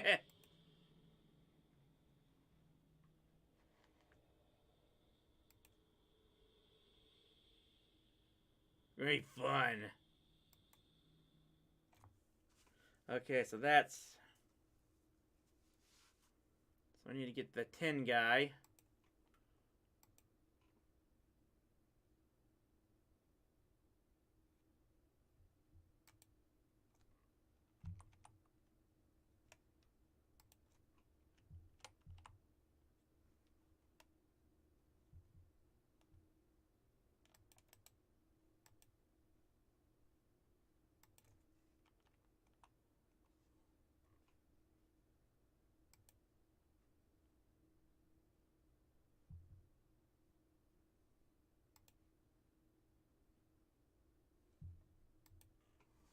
Somewhere where it said southwest.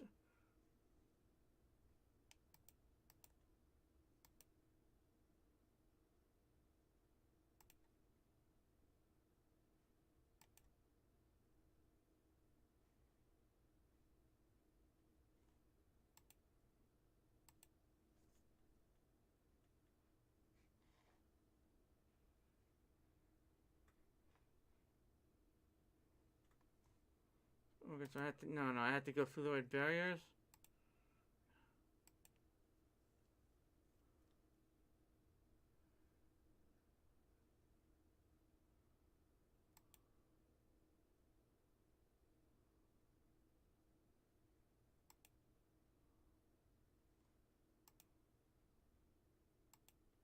Okay, bye. So I need to.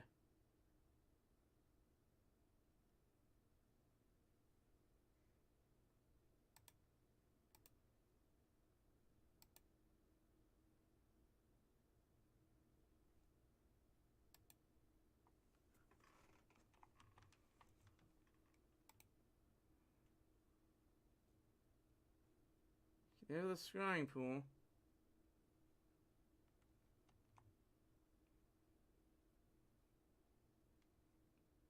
But it's not in here. The other one?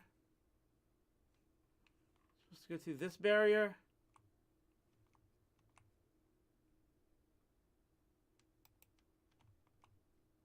Now I go around the courtyard. I guess this is it.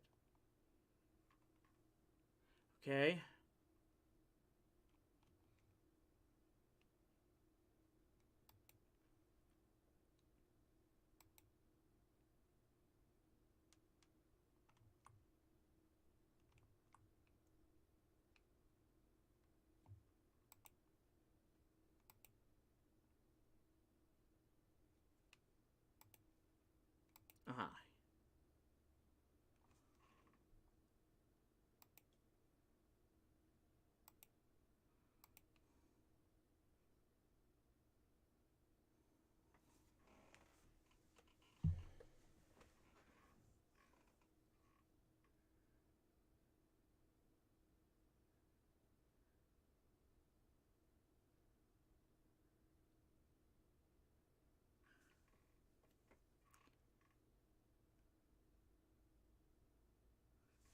Okay, so now I suddenly need.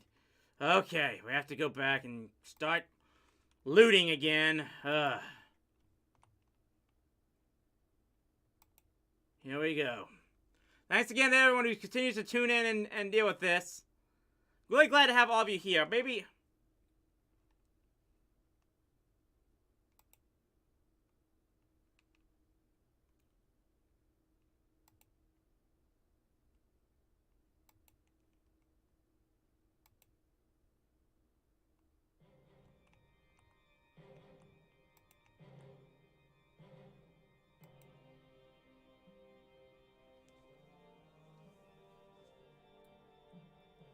I think I'm going to put a pause on this game for now and move on to Rowdy Reads for the time being. This is taking longer than I had hoped it would. I do hope to complete this tonight, but we shall return to this in just a bit.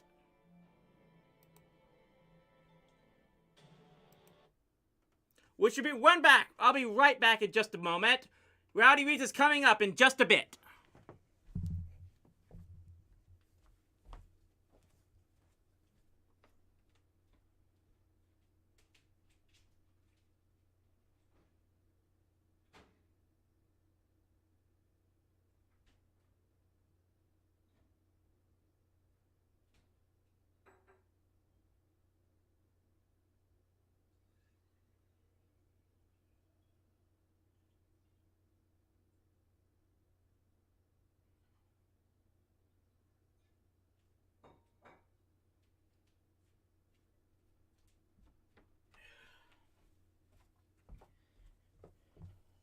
Okay, so we shall continue with this quest in just a bit, but for now, we're going to here.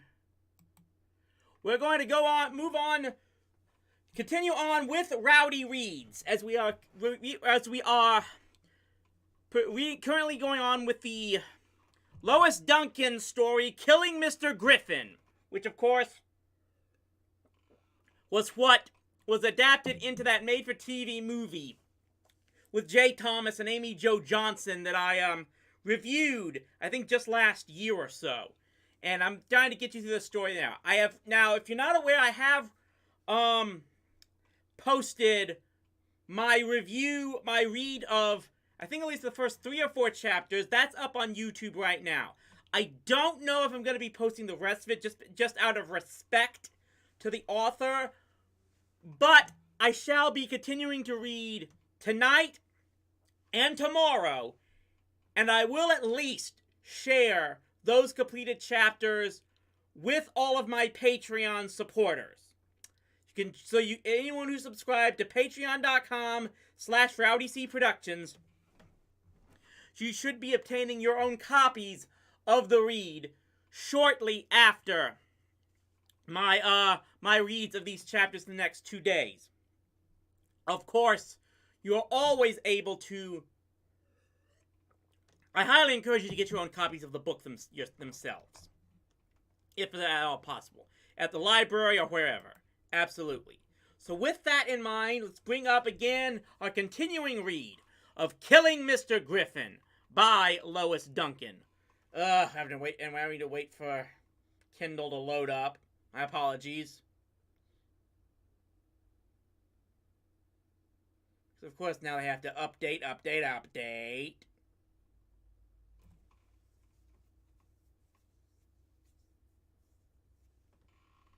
Come on.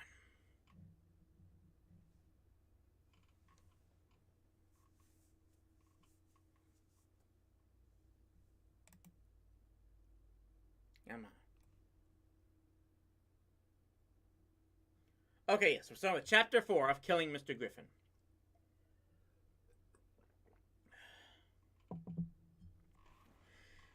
It was the sound of the telephone ringing in the upstairs hallway that woke Susan up at 9:30 on Saturday morning. She was always aware of the telephone. It was situated directly outside her bedroom door. Who could be calling so early? She thought irritably, squirming over onto her stomach and burrowing her face into her pillow to escape the sunlight that was streaming between the half-drawn curtains and flooding the room with unwelcome brilliance. Saturdays were special to Susan. They meant that she didn't have to get up in time to sit through the ordeal of a family breakfast with all the squabbling and spilling and teasing that went with it. She didn't have to go to school and smile her way through a morning filled with semi-strangers. She didn't have to worry about which cafeteria table to sit at during lunch and whether to tack herself onto the edge of a group that was already eating or sit alone and wait to see if someone sat down beside her. On Saturdays, she could sleep late and get up at last to her house with most of the people already out of it. She could make herself peanut butter toast and read at the table. And after that, she could shut herself back up in her bedroom and write. She could spend her whole day there if she wanted to. Unless, of course, her mother dragged her out to do some household chore. The phone had no right to ring on Saturday mornings. People should tiptoe softly about, not disturbing each other. The boys should tell their friends that if they wanted to see them, they could stand in the yard and toss pebbles at their windows, not bring the house down with the shrillness of a telephone blast. Why doesn't someone answer it? Susan thought as the phone continued to ring. Are they deaf or are all of them out somewhere? Finally, with a sigh of resignation, she dragged herself out from under the covers and crossed the room to the door. Her hand was on the knob when the ringing stopped. Craig's voice called, "Sue, it's for you!" "For me?" Susan turned the knob and stepped out into the hall. "Who is it?" "How should I know? Some guy." Craig's voice was on the edge of changing. Sometimes it came out high and shrill like a little boy's, and other times it started deep and ended in a creak. Now it was suddenly very low and almost booming. "Don't tell me the single person's got herself a boyfriend." "Oh, hush." She snatched the receiver from his hand. Hello? "Hello, Sue?" a masculine voice said. "This is David Ruggles." "It's a joke," Susan thought. "It's something Craig and the twins have set up for me." "David who?" she asked, trying to keep her voice steady. "Dave Ruggles from school, from your lit class. The one whose papers you were chasing yesterday, remember?" "Oh, yeah, of course I know who you are." "It wasn't a joke then, it was real. Or perhaps you were still asleep and dreaming." "It's such a great day out," the voice on the telephone was saying. "With the wind down and everything, a bunch of us thought we'd take a picnic up into the mountains. I was wondering if you might like to go." "You mean today? Are you busy?" "No," Susan said. "I'm not busy at all. I'd like to go." "You would? Cool. We'll be by for you around 11 then, okay?" "Okay," Susan said. And then as a frantic afterthought, "Do you know where I live?" "Well, the address in the school directory is right, isn't it?" Yes, it's all right." "Okay, then I'll see you in a little while." Stunned, she replaced the receiver on the hook. For a moment, she simply stood there, staring at it, at the pale beige plastic instrument that had brought the incredible message. "I have a date!" "You're kidding!" Craig exclaimed with astonishment. "That guy really asked you out?" "To a picnic." "Holy cow, wait till I tell the twins!" With a bellow of laughter, Craig went rocketing down the hall, shouting his piece of news. Susan went back to her room and shut the door. "I have a date with David," she told herself numbly. She could say the words, but she could not actually believe them. She went into the bathroom and brushed her teeth. The face in the bathroom mirror looked back at her, softly blurred because she was not wearing her glasses. It was a rather narrow face with a high forehead, and it was framed with fine mouse-colored hair. It was not the face of a girl David Ruggles would ask for a date. Yet, it had happened. It had happened. She rinsed out the toothbrush and hung it onto the rack and went back into her room and got dressed. Jeans and sandals and a pale blue shirt with some embroidery on the sleeves. She combed her hair and put on her glasses, and the room came into focus. "I have a date with David!" There was a brief perfunctory knock. The bedroom door opened and her mother came in. "Craig told me the news," she said. "My goodness, Sue, who is this boy? He's the president of the senior class. How exciting!" Her mother's eyes were shining. "What are you going to take?" "Take? Well, Craig said it was a picnic." "I didn't think about that." Susan regarded her mother blankly. "What'll I do? I don't know what other people are bringing. He didn't say anything about the food." "I'll make you some sandwiches," Ms. McConnell said. We have some chicken left over from last night's dinner, and there's still some chocolate cake. At least I think there is, if the boys haven't eaten it. Does that sound all right?" "I guess so," Susan said. The numbness was beginning to wear off now, and she felt the sharp edge of panic rising within her. "Oh, Mom, what if it's awful? I mean, what if I can't think of anything to talk to him about?" "Just talk about the same things you talk about at school." "We don't talk at school. He doesn't sit near me in any classes. I talked to him yesterday just for a minute about the lit assignment, but that's not the kind of thing you say twice. I mean, we talked about that and now it's done. You can't just keep discussing an assignment." "You'll think of something. That's the sort of thing that takes care of itself. He'll probably have things he wants to talk about. He must like you, honey, or he wouldn't have called." "I have a date with David." At 11:10, the doorbell rang, and he was there. Handsome and smiling, unself-consciously shaking hands with her parents, reaching out to take the handle of the picnic basket. "Don't worry, Ms. McConnell, she's safe. Jeff Garrett's driving. He's really careful." Even Craig's curious inspection and the snaggle-toothed leers of the twins didn't appear to faze him. Susan stared at his hands. They were the cleanest hands she had ever seen, long and slender with tapering fingers. She was afraid that if she lifted her eyes and looked at him full in the face, she would be blinded as though she was looking straight into the dazzling radiance of the sun. "Have fun," her mother said. "Don't eat too much," came from her father, who did not seem to understand the significance of what was happening, that his 16-year-old daughter was at long last about to embark on a first date, and that it was not just any boy who had asked her out, but this particular boy. They crossed the lawn into the car, and David opened the door for her and lifted in the basket. "You know everyone, don't you? Jeff, Mark, Betsy." "Hello, Sue, what a cute shirt." Betsy climbed through a warm, bright, welcoming smile. "Hi, Sue," Mark said, and Jeff said, "Great day for a picnic, right? It's almost like summer." And that suddenly, that easily, she felt like she was one of them. Her mother had been right. There was no problem with talking because the rest of them were talking so much to themselves. They seemed to know each other well, but not so well that they excluded her from their conversation. With everything that was said, a door was opened deliberately so that she could enter with a comment. They drove out of the city onto the freeway and turned off onto the paved road that led to the mountains. And almost immediately, the fresh green of the spring trees surrounded them, and the sky arched blue above their heads. Mark opened a six-pack of beer. "If it was Coke, it would look like a TV commercial," he said, and they all laughed, and Susan right along with them. She'd never thought of Mark as being funny before. In fact, she had always been a little frightened of him with his smooth, expressionless face and knowing eyes. But now, suddenly he wasn't frightening at all, just lighthearted and carefree. And it was like a TV commercial with a car full of beautiful, laughing young people setting out to spend a day together in the hills. After several miles, Jeff turned again, and this time they were on a dirt road that curved and twisted and doubled back upon itself until it seemed to be going nowhere. At last they came to a clearing, and Jeff stopped the car and they all got out. "This is the place," Mark said.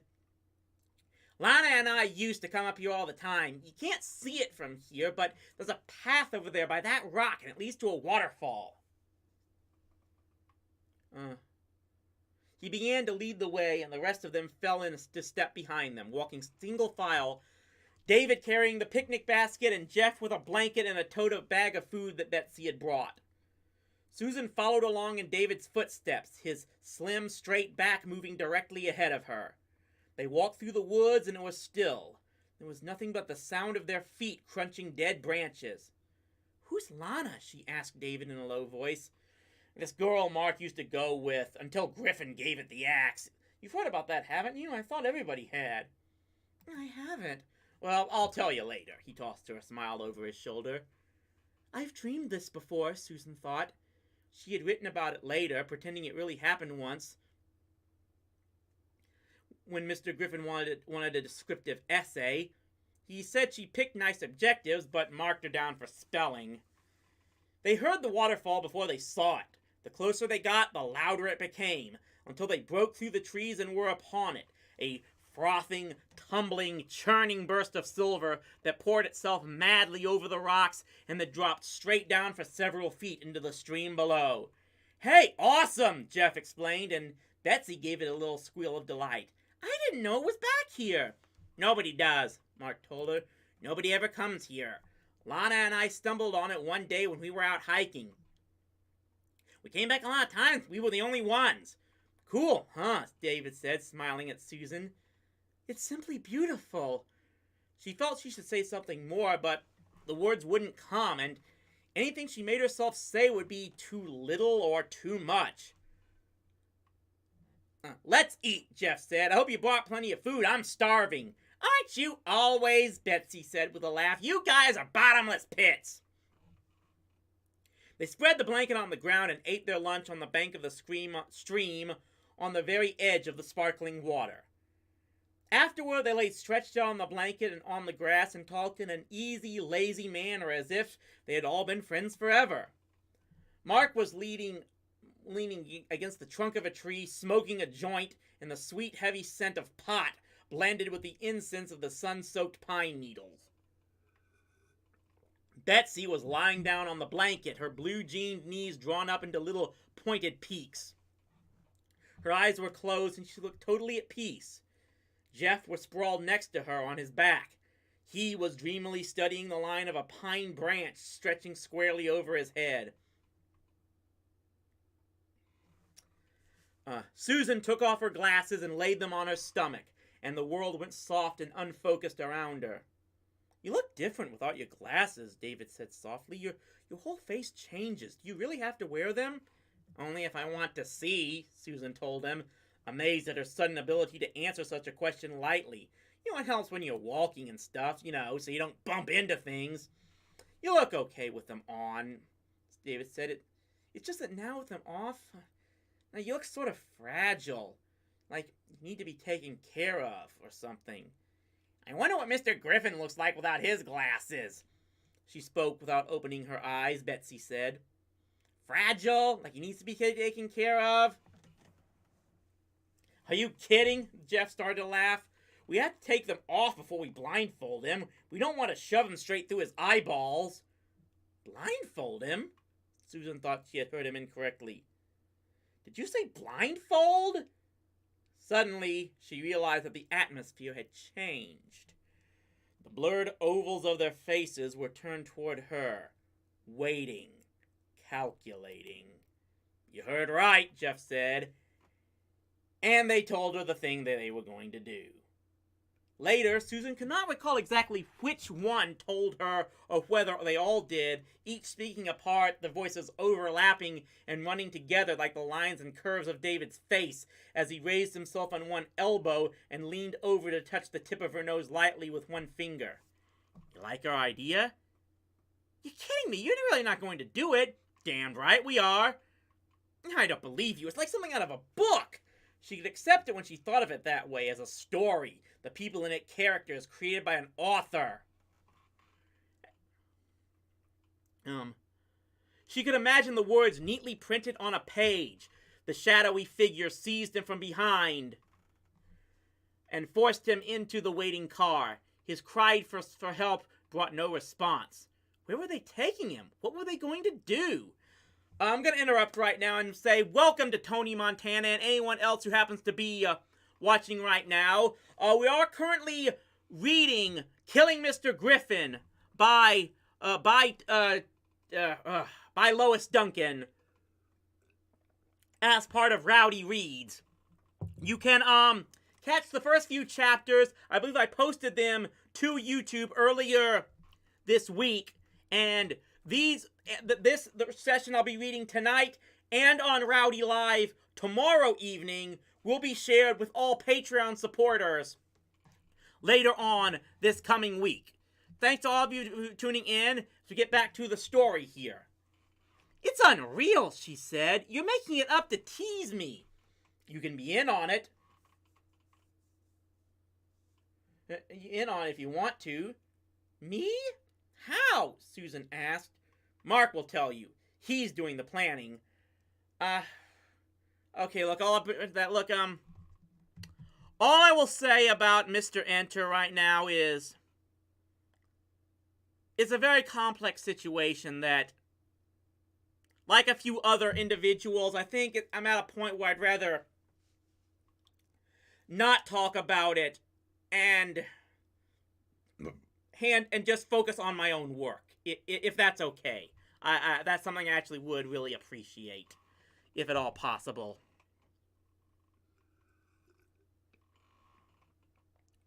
So let's continue on with Killing Mr. Griffin here. You can make an appointment with him for after school, Mark said. Pretend you want to talk with him about the term paper or something. Hold him until the grounds are empty. Then, when he walks out to the parking lot, we'll get him. You really think it would be that simple? Sure, why not? Mark took a long drag on the joint and let the smoke curl slowly from between his teeth. The best things in life are simple. Simple things work. They don't get screwed up. It's the complicated things that get twisted around on you.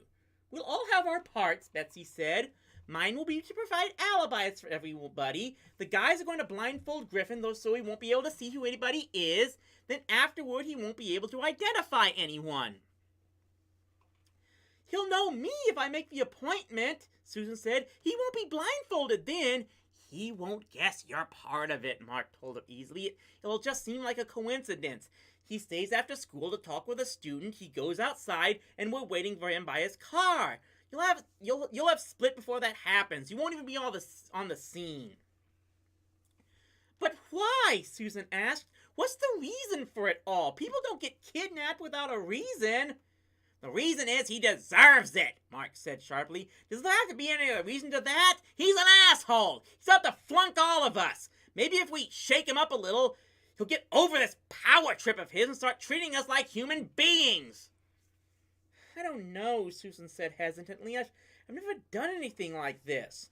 Who has? Jeff said. It'll be a first for all of us. We've got to do something really wild once in our lives. Before we're grown and tied down. Let's get some kicks while we can, and we'll teach old Griffin a lesson at the same time. When would you want to do it? What about Thursday? Mark said. That will give us some time to get all the details worked out. Besides, he's giving a quiz Monday, which means we'll probably get the papers back Wednesday. That way, you could call him Wednesday night and ask him for a conference after school the next day. You could say you want to discuss the test. Okay, Sue? David asked. Well, come on. Okay, she heard her voice speaking the word, and her heart suddenly rose into her throat. Had she really said that? Had she actually agreed to this insanity? Good for you, Jeff said, and Betsy gave a crow of pleasure. I knew you'd do it, Sue. I told the guy. I knew you'd do it, Sue, she said. I told the guys. That's my girl, David said softly, and he kissed her, lightly, on the forehead. His lips were like the touch of butterfly wings. Never, Susan thought deliriously, never in all the time to come will I ever be as happy as I am right now. And she was right. Chapter 5. Now that I've got some, I'm glad I've got some, again. Glad you all are tuning in now. Again, we'll be continuing the story get further on Rowdy Live tomorrow, which the show will start at 8 p.m. Central Time. But let's continue on.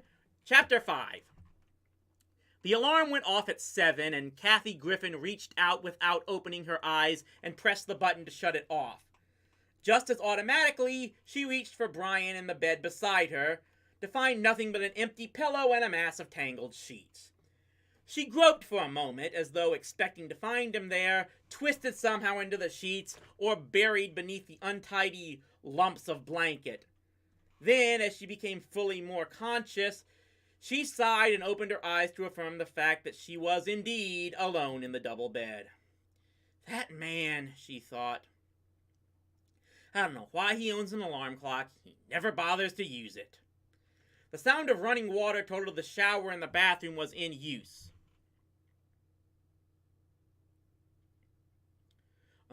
She lay quiet, letting herself come slowly awake, until the water stopped and she heard the shower stall open and slam closed.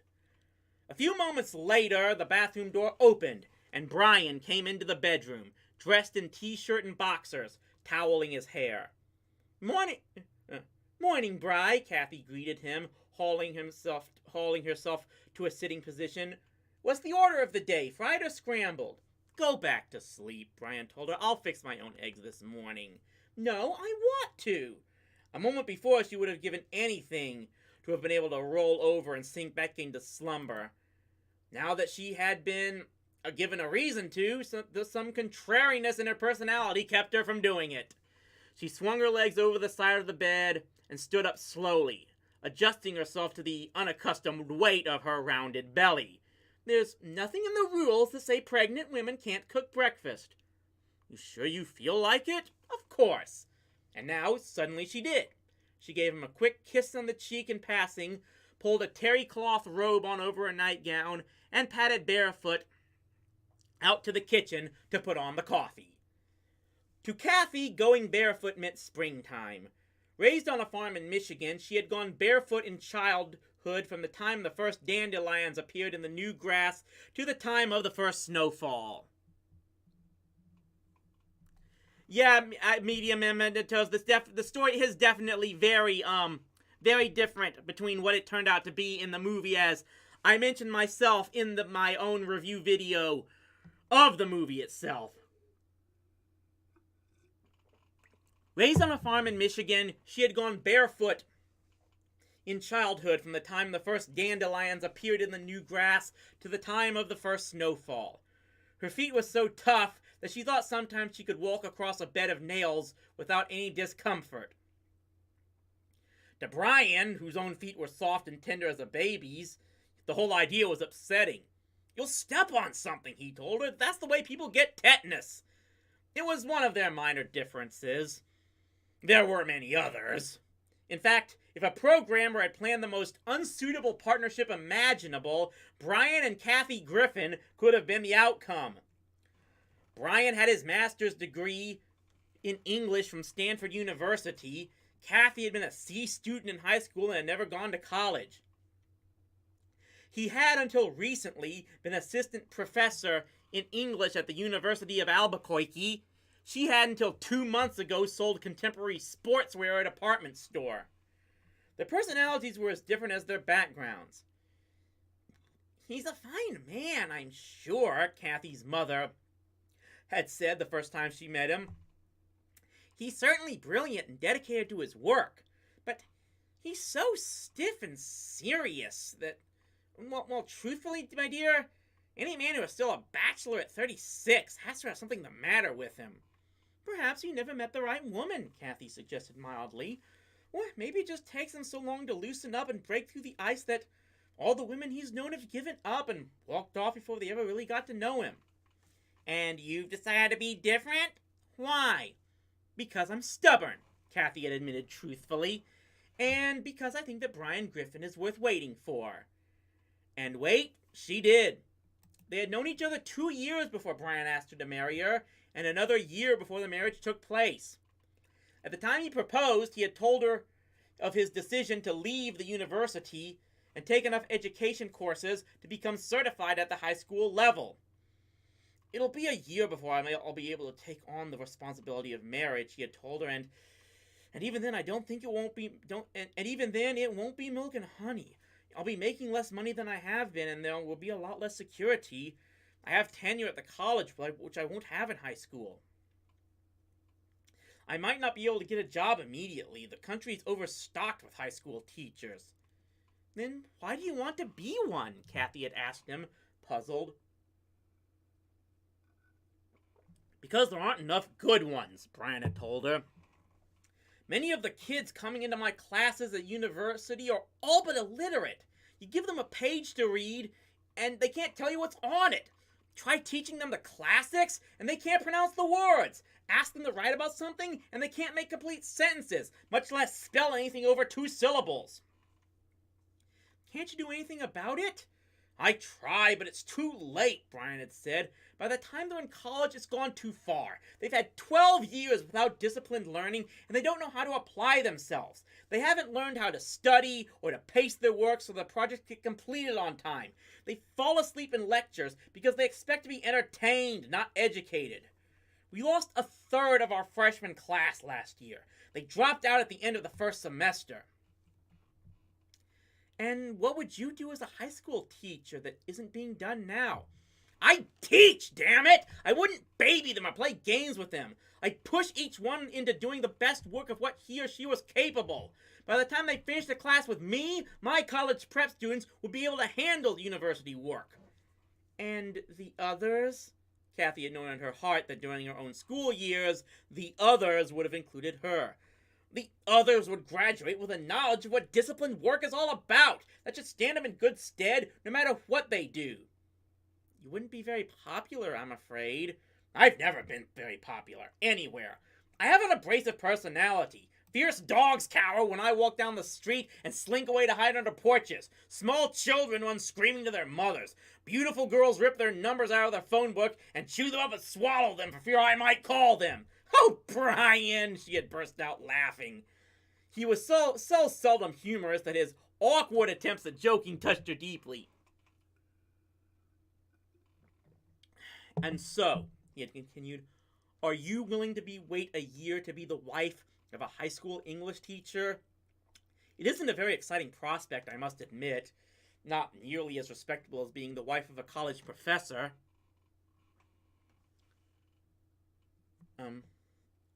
Well, I wouldn't blame you. I really wouldn't. His sentence had trailed off unfinished.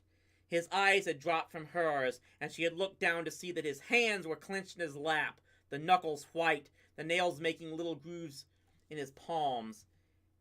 And she had known then just how much her answer meant to him. Yes, she said. I'll wait a year, Bri. You're sure it's what you want? I'm sure. And now, 3 years later, she was still sure. Kathy had never needed a great deal to make her happy, and what she had now was more than sufficient. Humming tunelessly beneath her breath, she made the coffee, mixed the frozen orange juice in a pitcher, put bread in the toaster, broke 2 eggs into a pan. It was springtime. Under the kitchen window, the first hyacinths were blooming.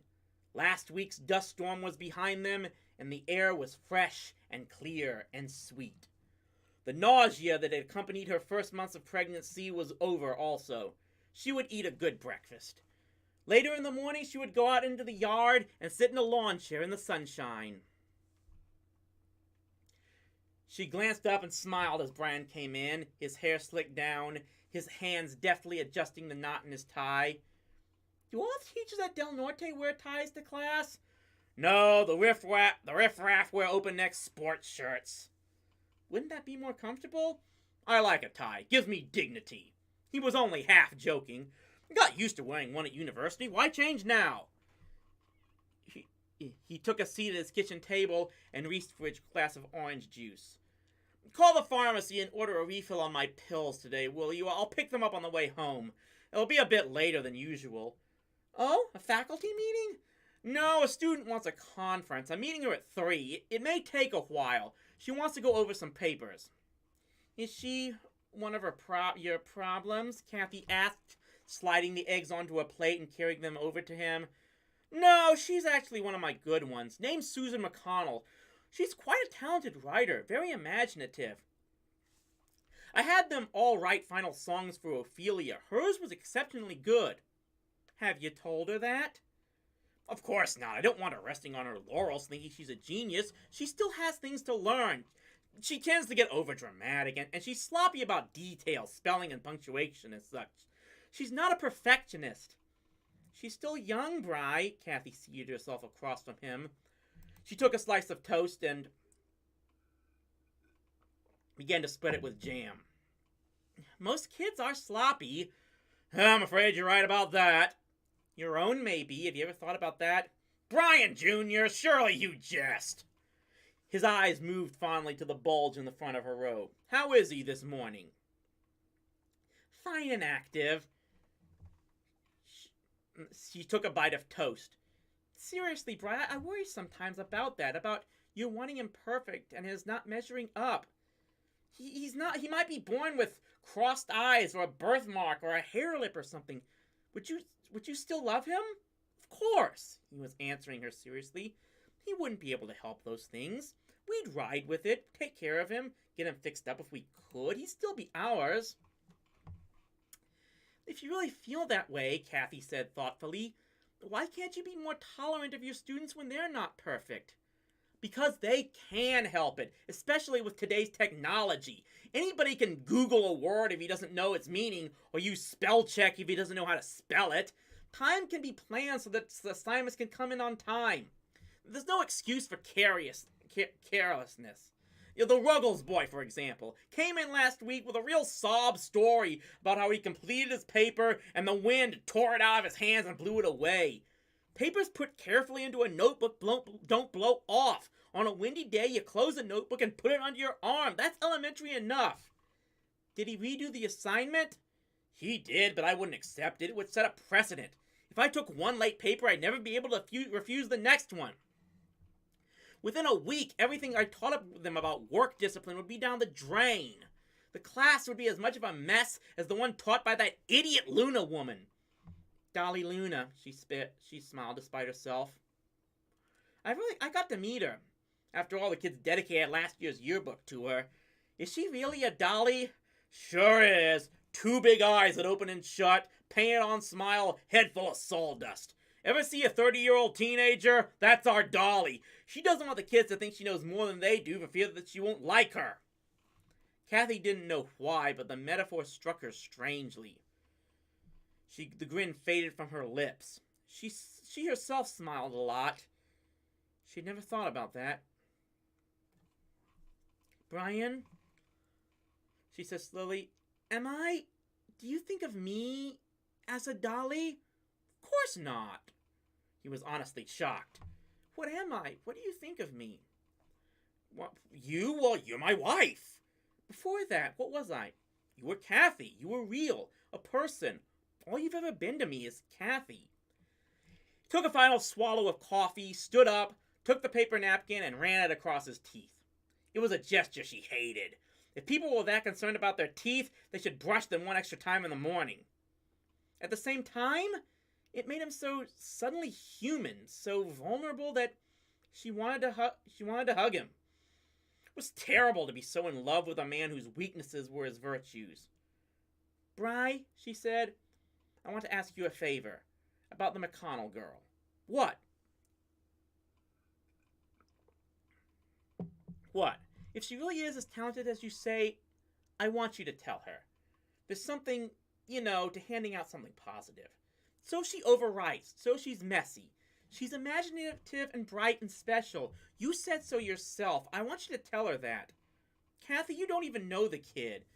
Yes, I do, she stood her ground. Not personally, maybe, but I know her. What you just said to me, you're real, you're a person, you're Kathy. That matters, Brian. Tell her that. You're real, you're Susan, you're a writer. You don't know idea how much it matters to be real. I can't say a thing like that. Then write it, put it on her paper. Not the test paper, she didn't do well on that quiz. In fact, it's her worst paper so far. I think she's got a boyfriend. Then on another paper, on the song for Ophelia. You are a bossy wench, he made a grad for her. Kiss me, Kate. Not if you talk in Shakespeare. She pulled back, both pleased and offended. You're not taking me seriously. I meant it. Every word about Susan McConnell. You're taking it too far, Bri. You've got to give them something besides criticism. I won't teach you how to cook eggs. You don't tell me how to teach a class, okay? He was leaving now, and he was suddenly angry. Her eyes filled with tears. It was ridiculous how often this happened lately. It must have something to do with being pregnant, she thought. Every time she got mad or sorry, or sad, or even happy, she cried. Okay. She tried to keep her voice steady. Have a good day. I'll phone the pharmacy for you as soon as it opens. I love you. I'll see you tonight. Okay. Later. He was out the door, and for one sharp moment she almost ran screaming after him. Come back! That quickly, it struck her. I don't want him to go. He can't go. Without reason, terror shot through her. But she was as frozen as stone. Her lips opened to shrill the words that would make him stay. Something is wrong, she thought wildly. Something terrible. Don't go! And as though her thoughts had been strong enough to reach out and touch him, he was back again. He was bending over her, his hand under her chin, raising her face to his. Kathy, he said, I love you. I know, she whispered. I know. It was strange, like a formal goodbye, but how could it be when he would be back so soon, in only a matter of hours? After school, after the conference with the McConnell girl, he would be home. It'll be different, she thought, when the baby comes. It'll all be different. Once he's a father, he'll be able to give love more easily. He'll be able to reach out to all of them and touch them. It'll be different in only months now, when the baby comes.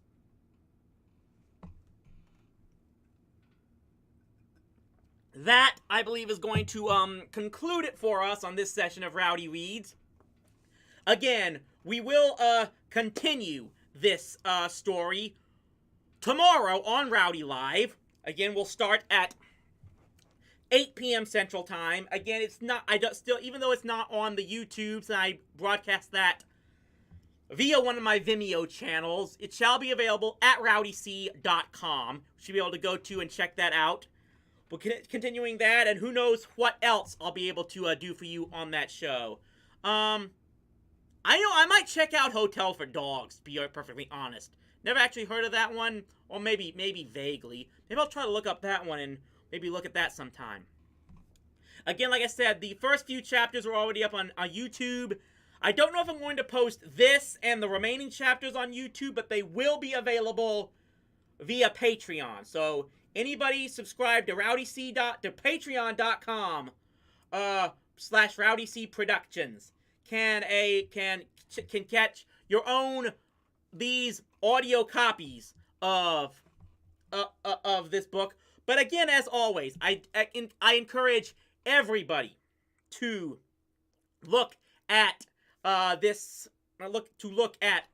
check out this book in every way you can afford. I finally did see Thor: Love and Thunder. It was okay. I mean, I don't know if it was among the best of even the Thor movies, but I don't know if I can call it one of the worst movies I've ever seen, for what that's worth. We've got quite a few more viewers here now, so I'm actually gonna I didn't know if I was going to continue, but now that I've got some more in here, I think we definitely are going to press on here. So let's get back to RuneScape and continuing the Dimension of Disaster quest, or at least try to complete the final parts of it. Let us where is it? Here we go. Let's bring this back up and everything.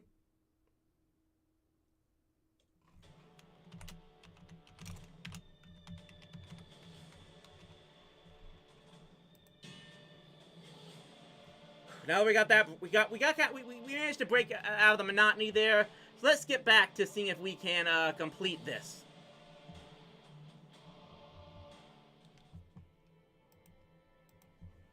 So what do we got to do now? Okay, I need to get ore and runes and stuff. So let's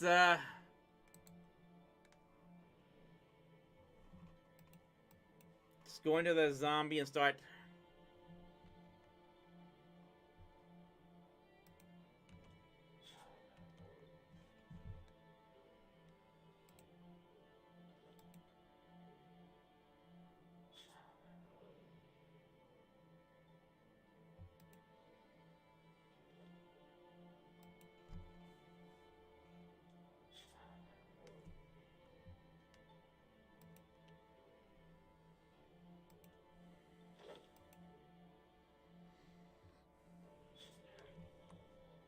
No, okay, that's copper ore. I need tin ore.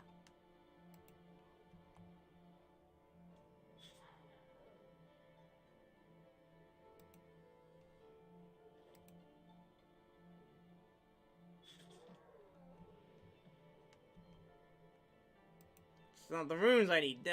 This is gonna be ugh.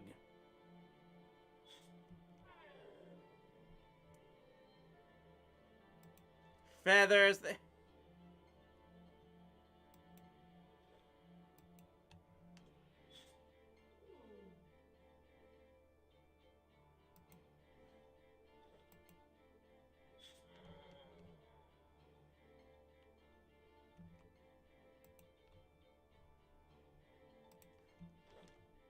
I might see if I can sell this stuff off, even though it's nowhere near what I need. I can buy the runes from Aubrey. Who knows how much they cost and everything.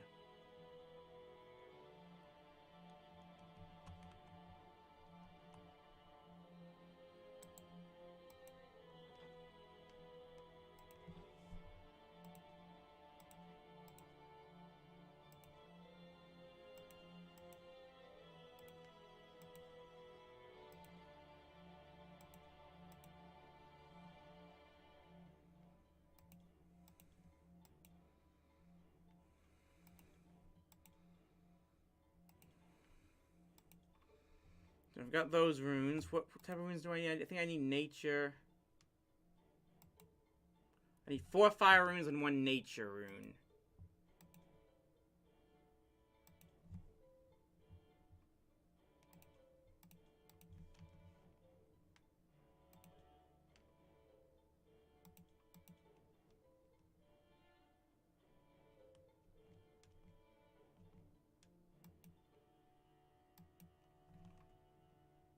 Where is Aubrey?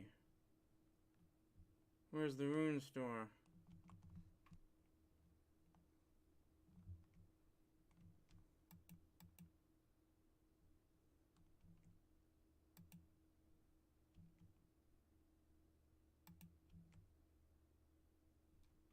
Where's Aubrey located in this town?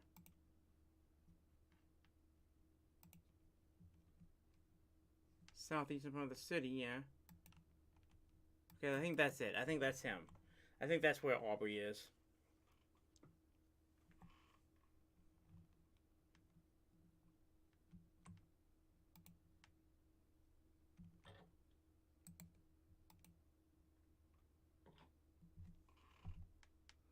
Okay, so I need 1 nature rune.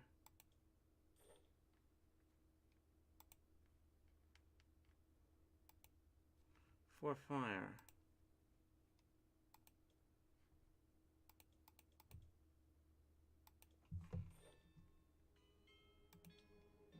Well, so I need the ore.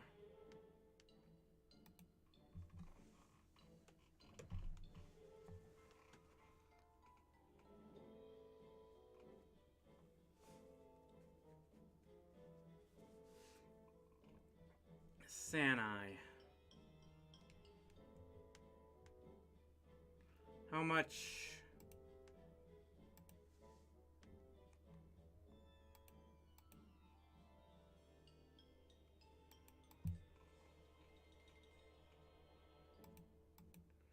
Santa. I need to find Santa.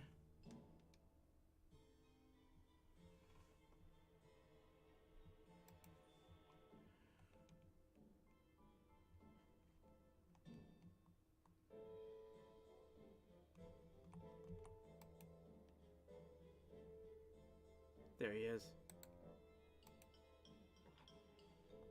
Okay, so I need 10. How much of this do I need? 3 10 ore.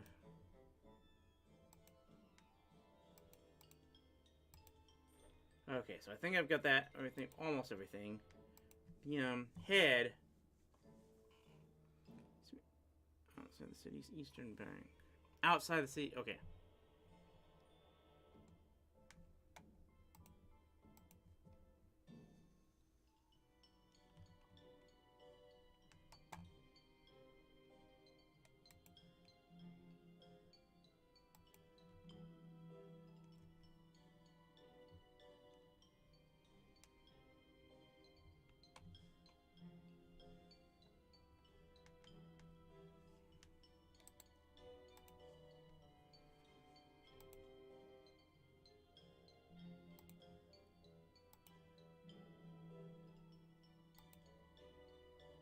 I'm sorry I had the competition.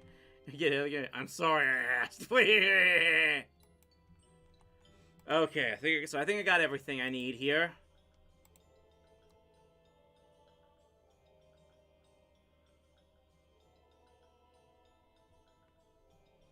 Okay, so I need to go back up in here.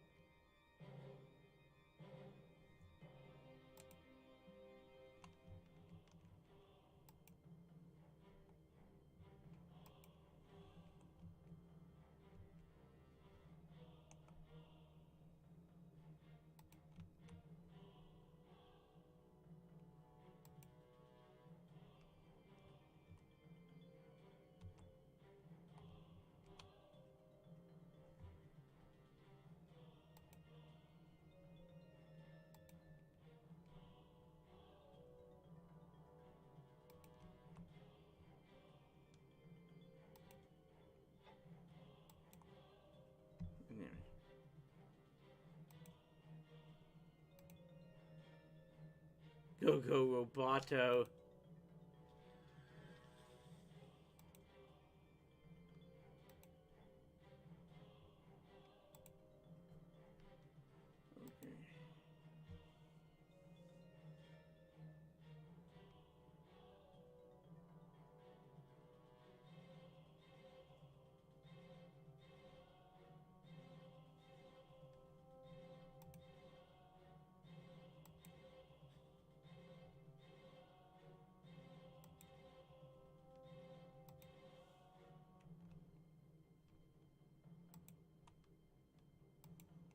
Okay, so what do I do now?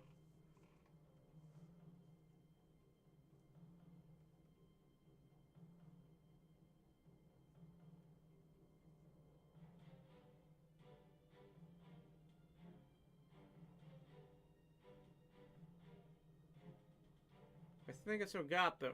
Yeah. So maybe I should still be able to...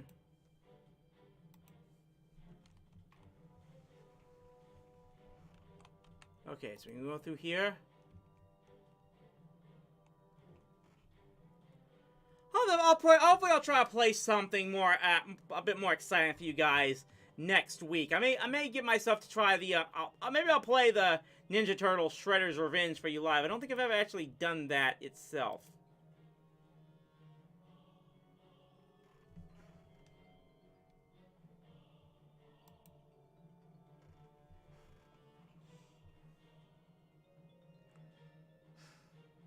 Look, all I can say about that whole situation with Enter and Turning Red is I still have yet to see Turning Red. So perhaps I really am not in a position to make a real judgment call on that. It's probably the best way I can put it. Let me see where we're going now.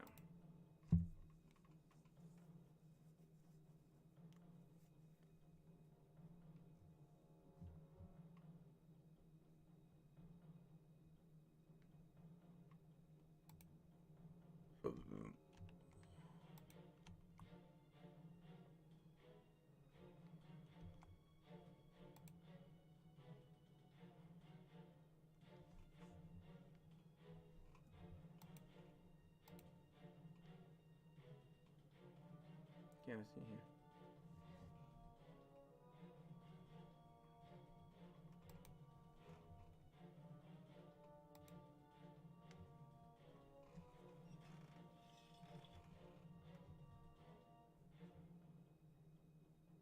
Okay, so what do I do now?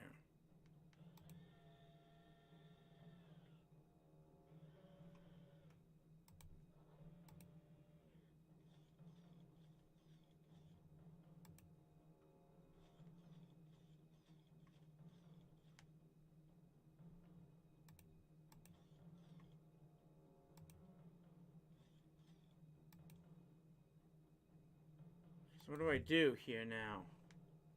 I can't go through there.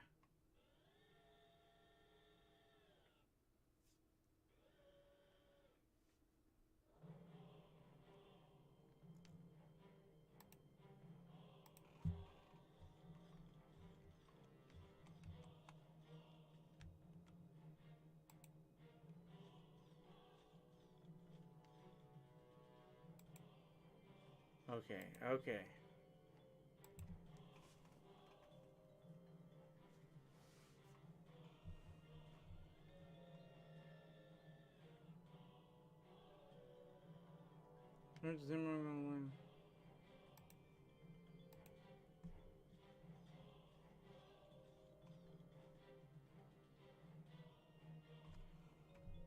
FCDB.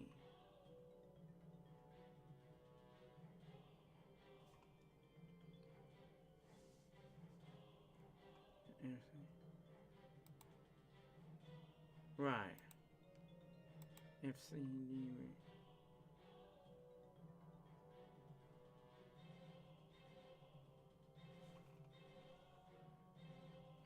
Okay.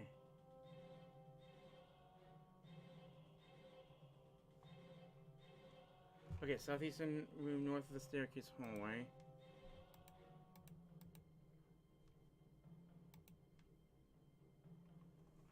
Okay, let's see what we do. I think we said here we need to go.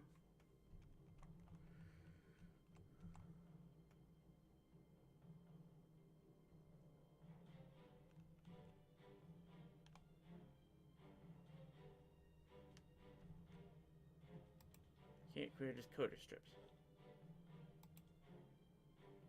FCDB, I believe it is. Let me double check here. FCDB, yes.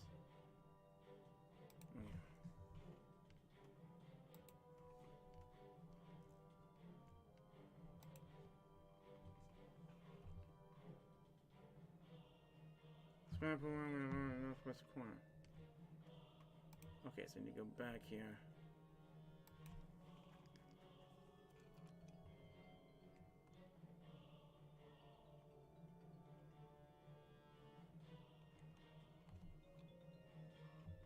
Okay.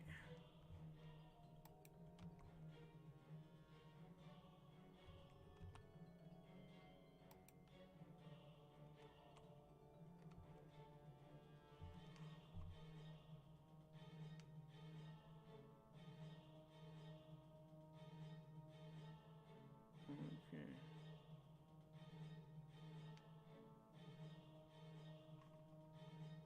Okay, how do I do this? How do I do this again?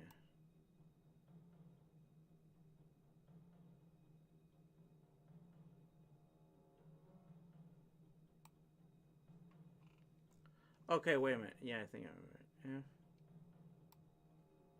C D B. Which means the code...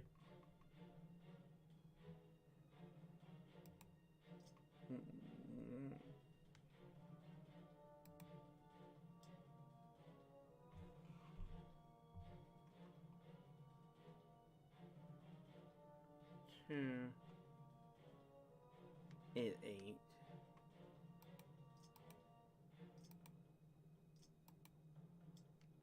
3 is 7. This is 5.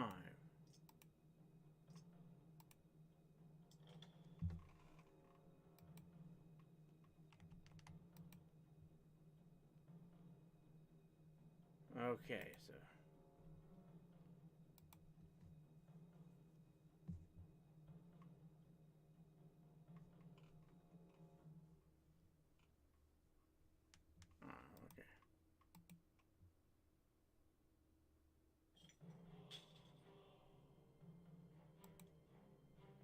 okay. Okay. Let's get out of here.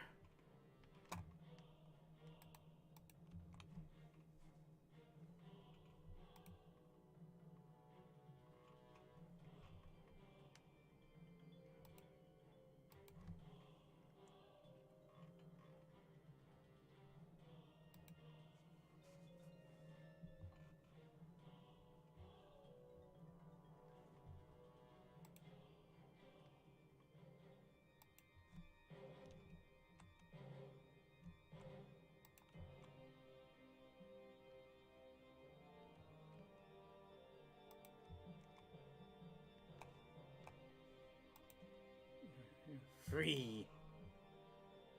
He doesn't control it anymore.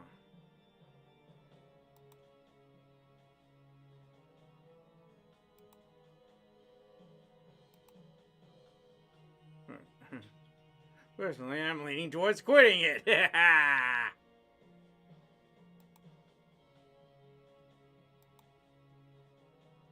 banshee whose voice can't be heard. I'll be taking this gun out. You better leave.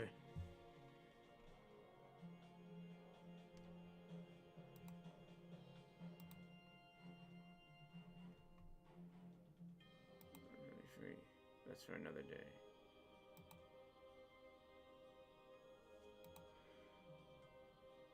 And kill him with swords.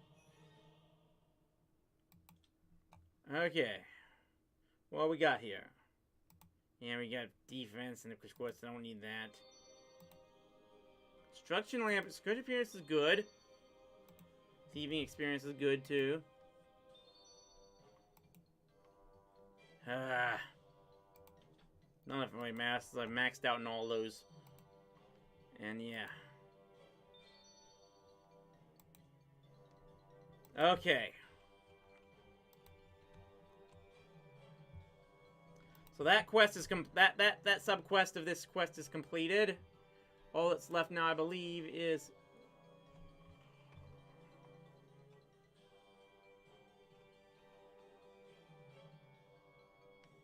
okay, it's the Curse of Arab.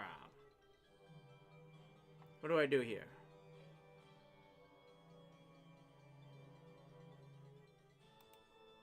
So I need to start quest by talking to Arav. Let's get this started. This should be the last part of it. Oh yes, let's finish this. I don't have a plan. I'm kind of relying on you. I think I can help. I have something to confess. I've stolen your heart in the past, you know, in an alternate dimension. In my world, I took it from a pedestal in Zamargal's base. It's not a very sacred one on a ring of life. Trust me, I got this.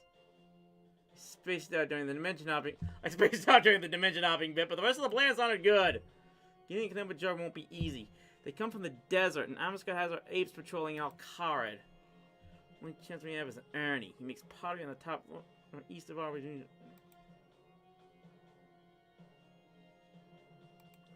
Okay.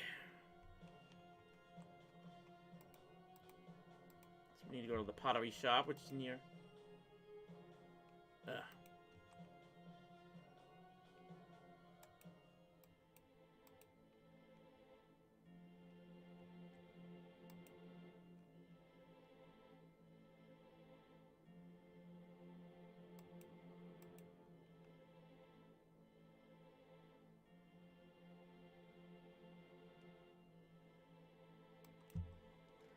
Okay, here we go.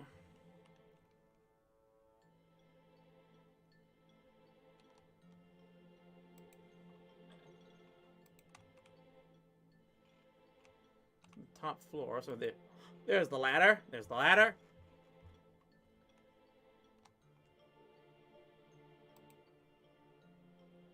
You steal them, Ernie steals your kidneys, Ernie Braun.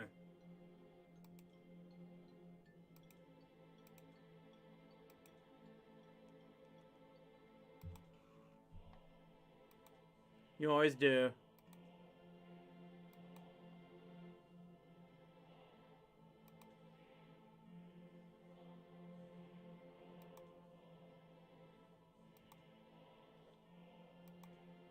Okay, so I just have to kill cows.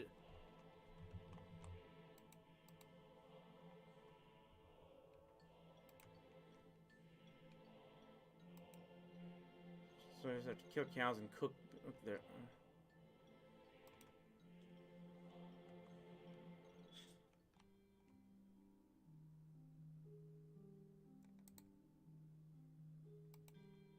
How much do I need?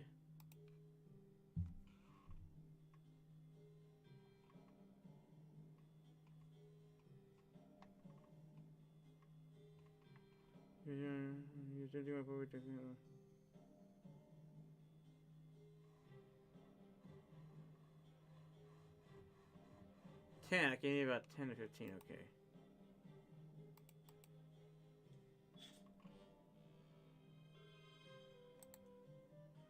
These cows are always very unsettling to me. The ones I see over to the east. Forgotten that's their name, near Canifus. Or these ones right here.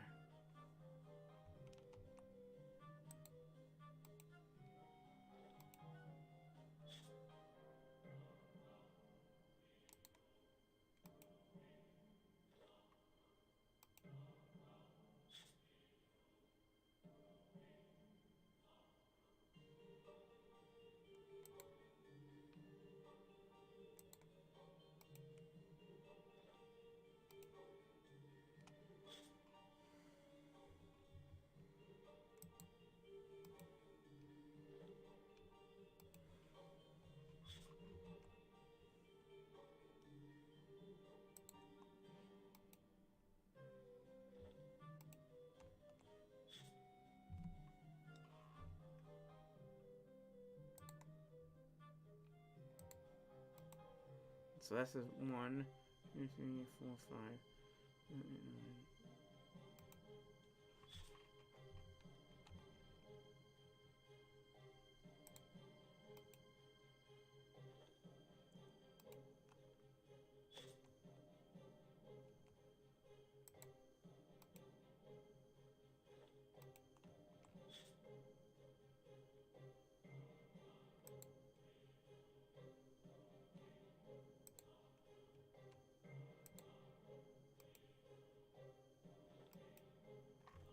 Okay, okay. Hopefully this is enough.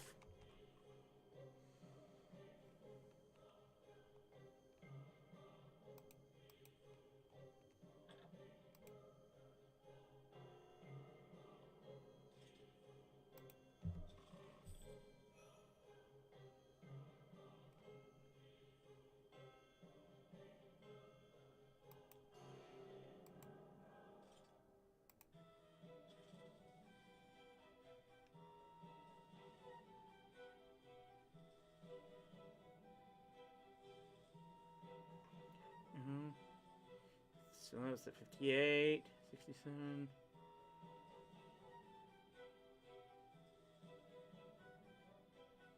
Okay, yep.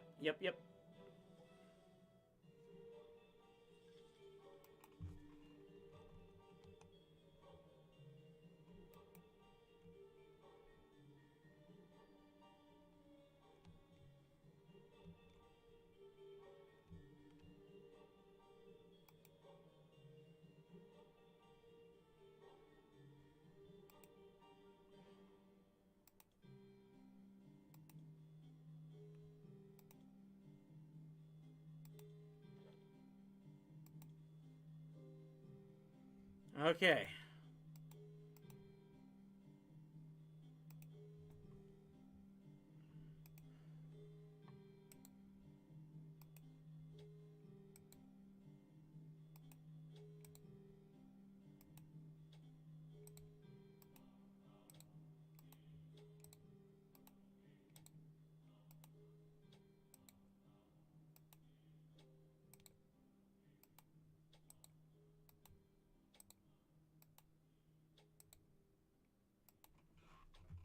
Okay, so I got the canopic jar.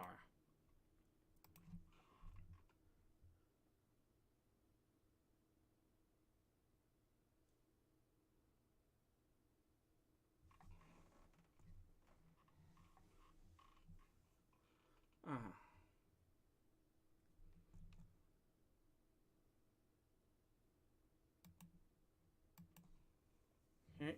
Okay, we need to go up here to the church. Okay.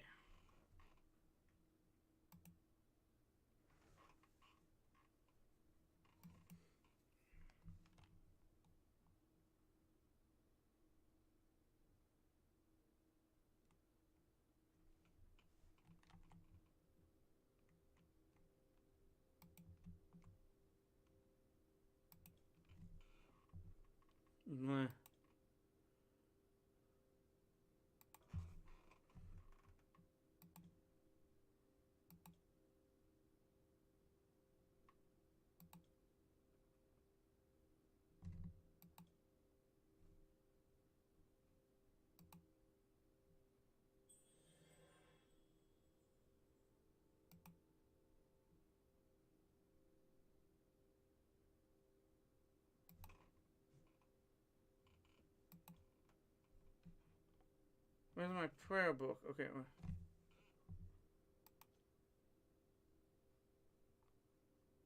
Where do I do this? Where do I do this?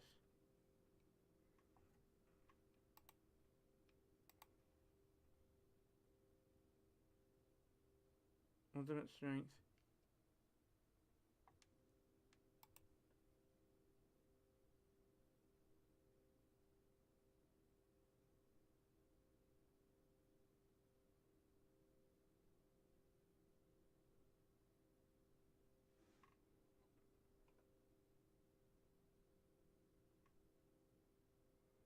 Where's ultimate strength?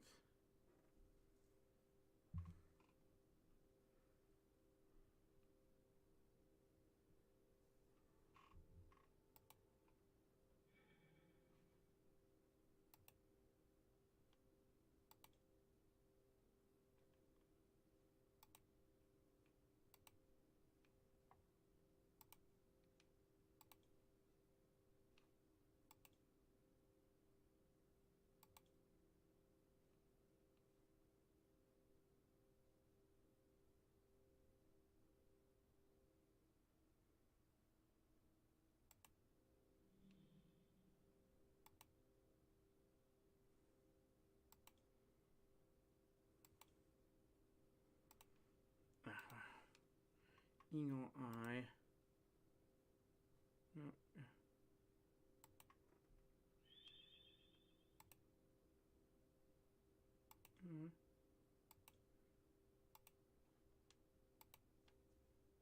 Protect from summoning.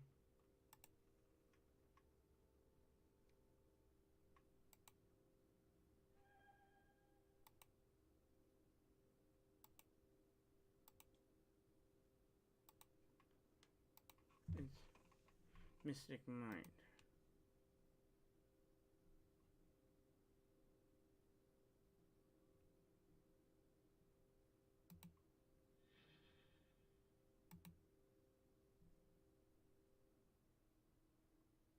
Running zombie. Okay, that's...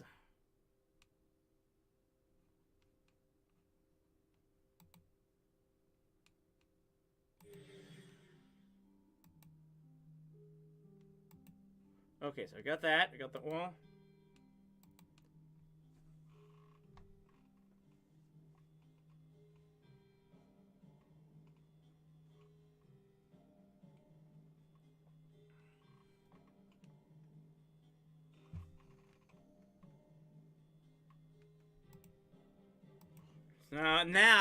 Now actually I have to loot this church. I'm so sorry about this.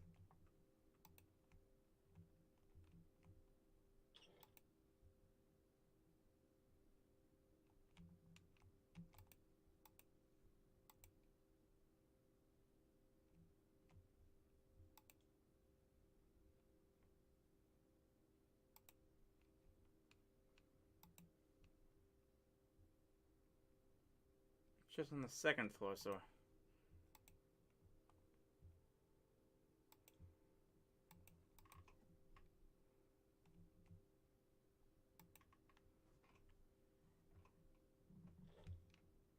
Diamond, I got that.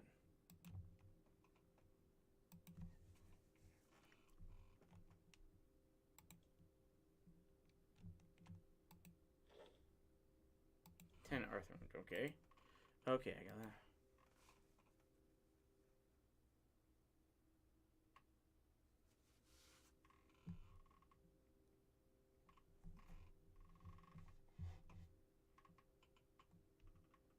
Gold bar. Okay. Okay, I need...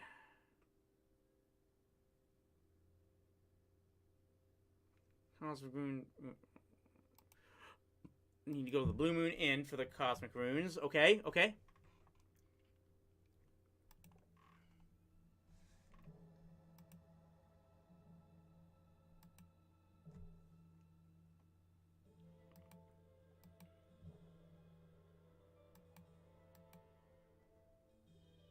House east of the Blue Moon Inn. I think that's it. I think this is the location.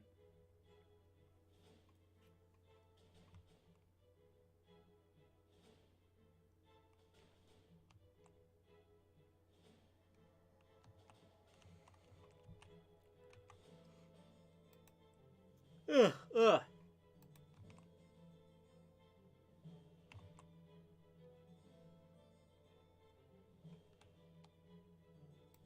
Just right there. No, I need a Cosmic Rune.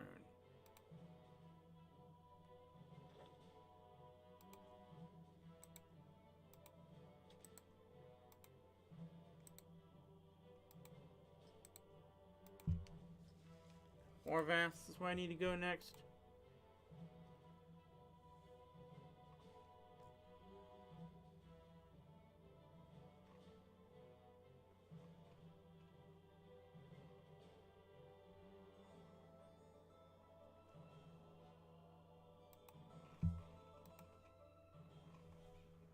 Okay, I think it's there. Ugh.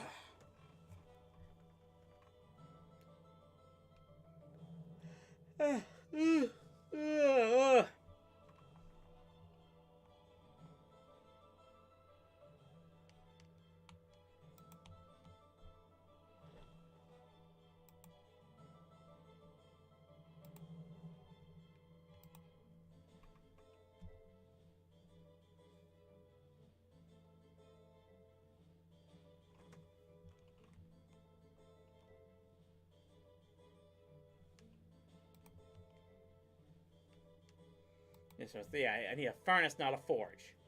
Okay, okay.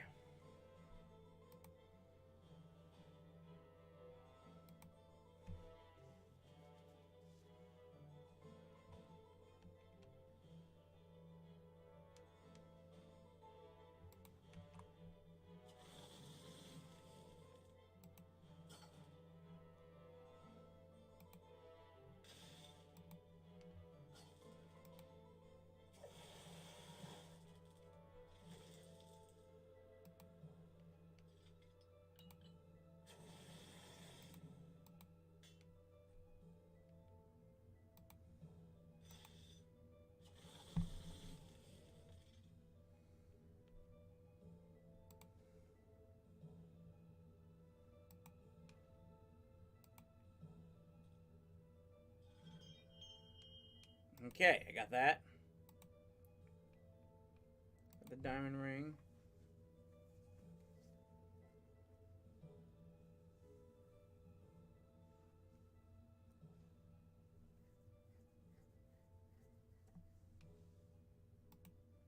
Still have that on, so I can go and back to the castle here.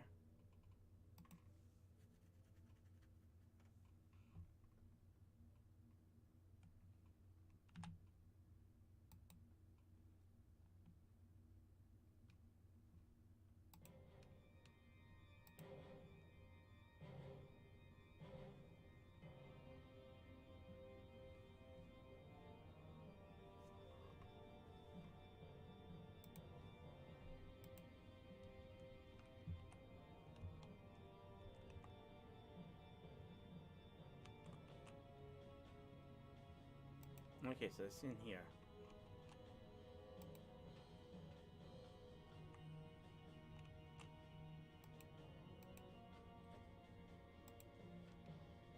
Okay, so I got the dwell berries.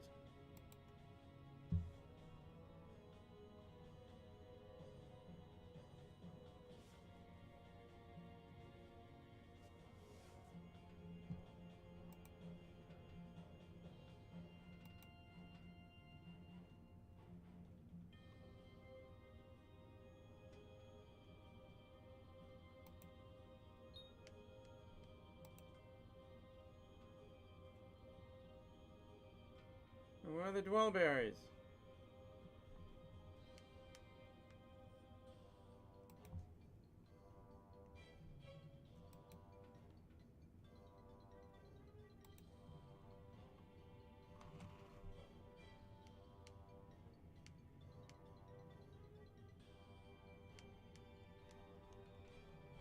Wait. Okay, that's it.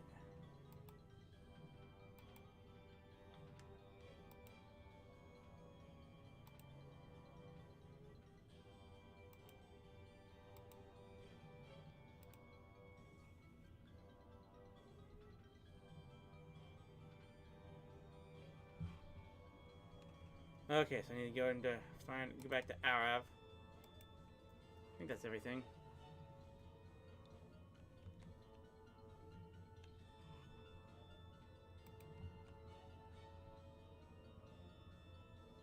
Wait, the sacred oil. That's right.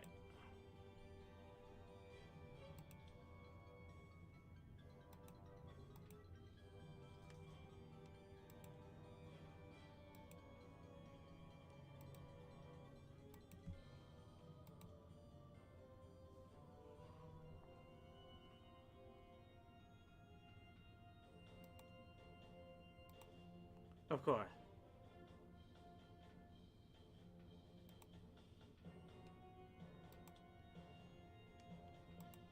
Okay, so how do we do this?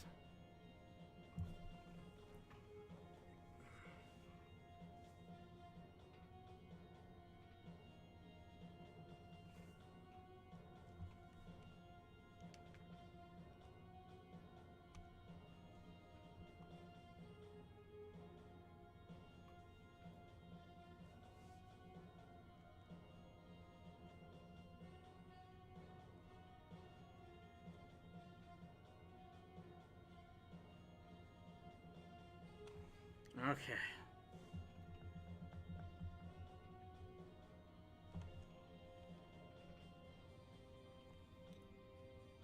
So I need an onion first. Zuan. Go Zuan to get the onion.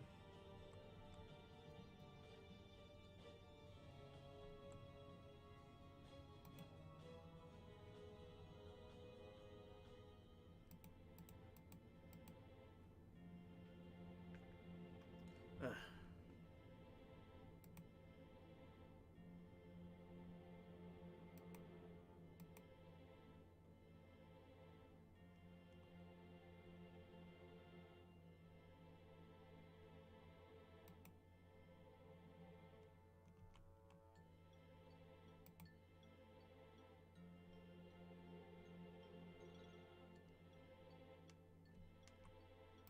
No, where is Zuan?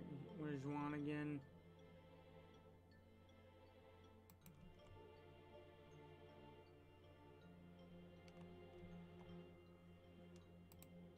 Wait, was it the West Bank you said?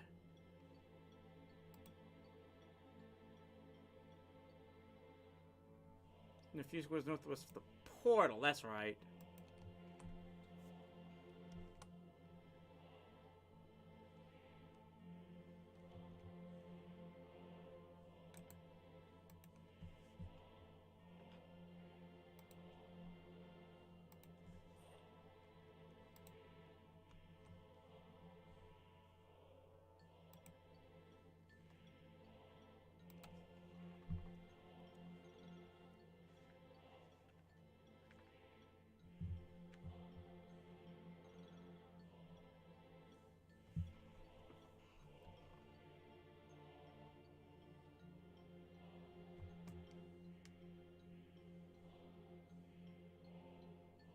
Southeast of the garden.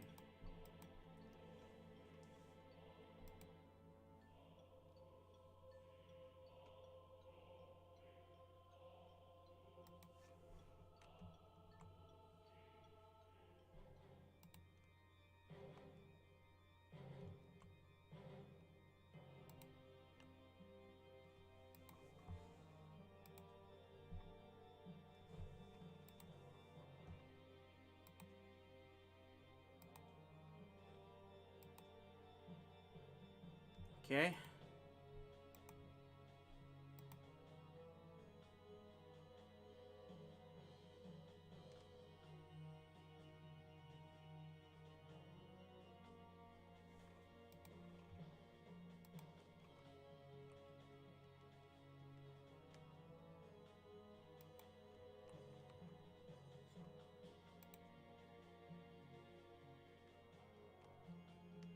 Where's the...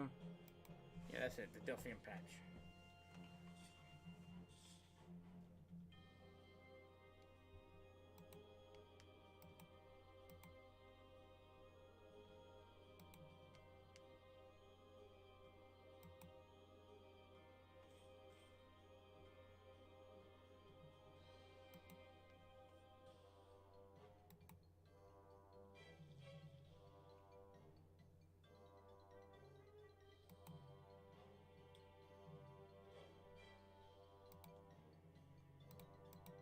Okay, I need...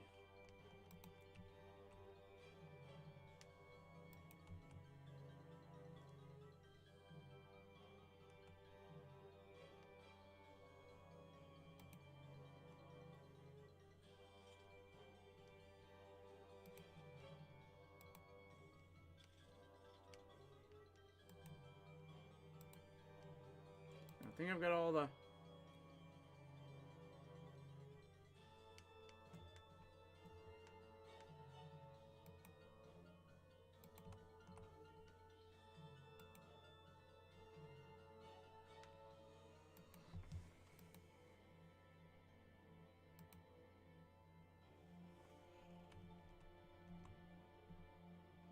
Okay, let's do this.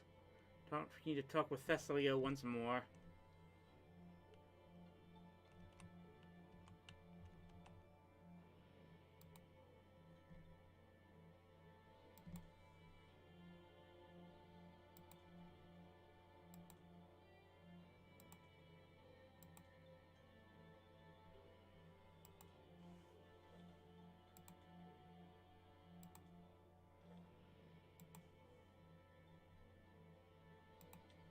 Okay, now I need to go get more... Find more... vials.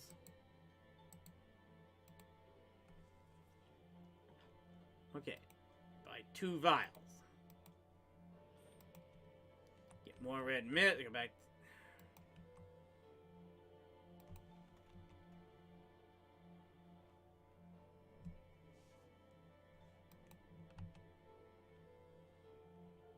Okay.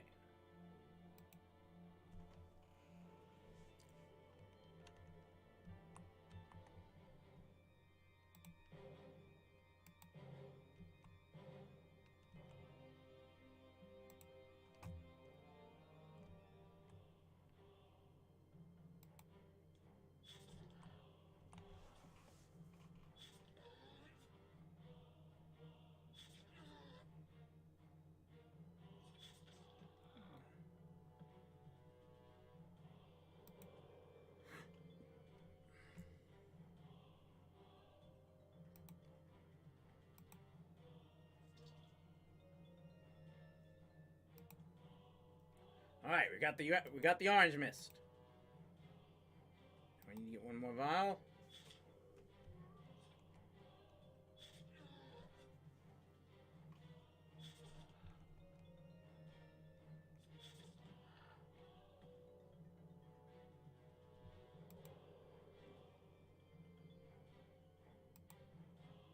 Use the blue dye to make the purple mist. Okay. Okay, now what else? What next? What next?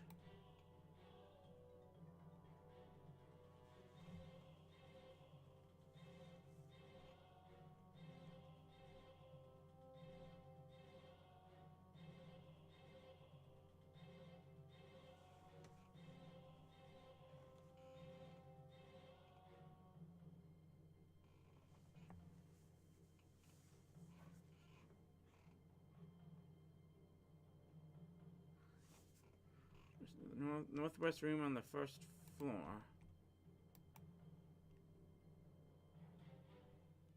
Wait, that's no, wait. I gotta go down again. Idiot.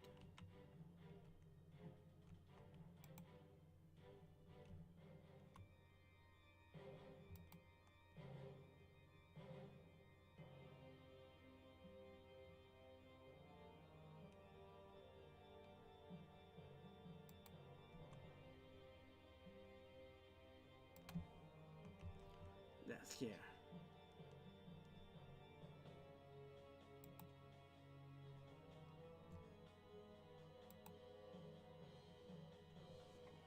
FFCH.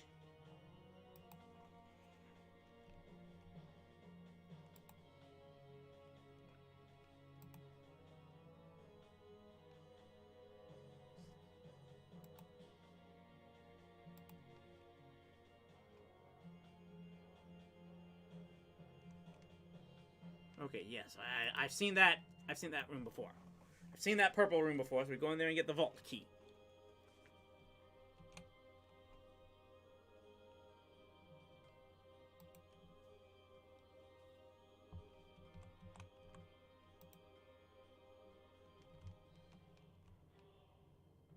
Here.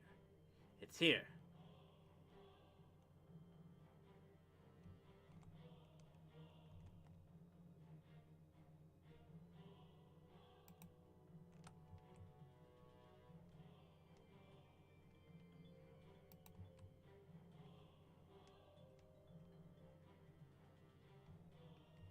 Oh, where is it? Where is it? In the footlocker? Ha!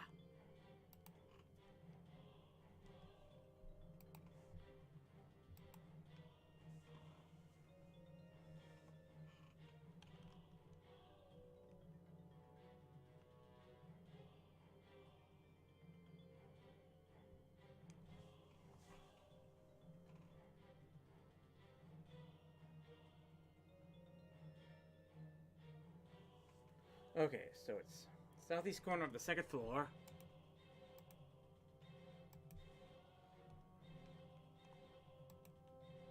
Go back through the purple barrier. My mistake on there.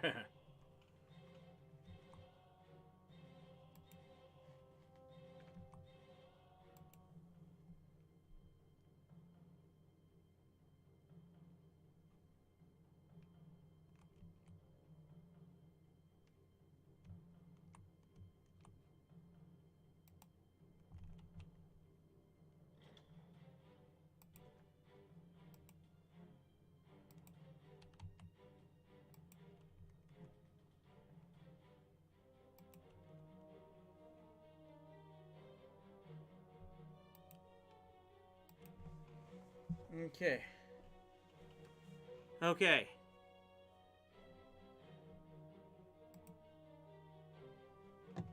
Yeah, it's I try my best. It's actually back after a long period of time. I wanted to bring it back as best as possible. Like I said, just let you guys know that I am still trying to live stream as much as possible, and keep people in mind that you can still tune in to Rowdy Live on which is still streamed via my Vimeo channels that you can watch Sunday starting at 8 p.m. Central Time. Remember that. We have to just stream. So what do I do here now?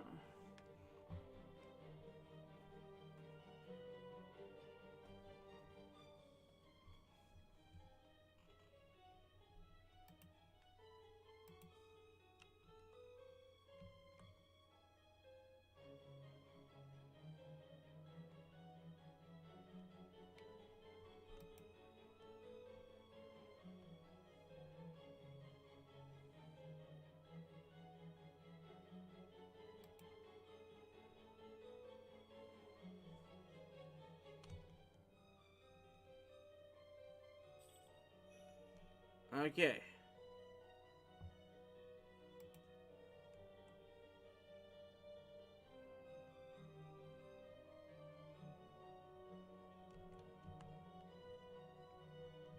So what happens now? I deface the paintings.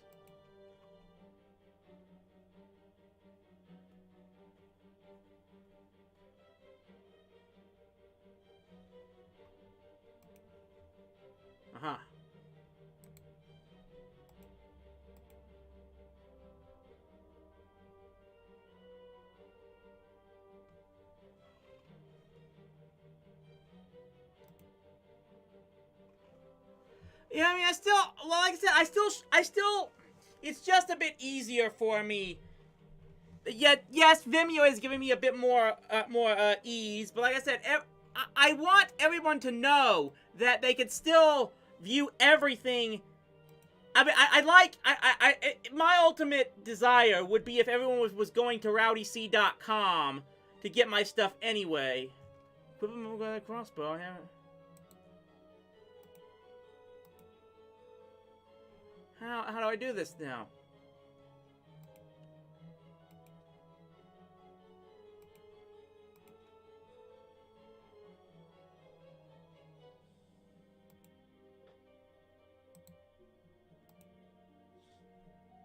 Now I can't. Okay.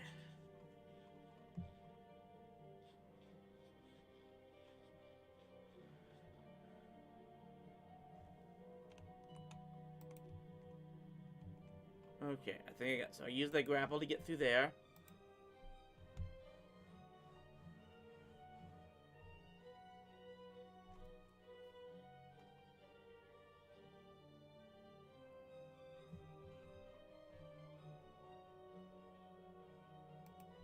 Okay, so let's look at the code again. FFCH. Okay.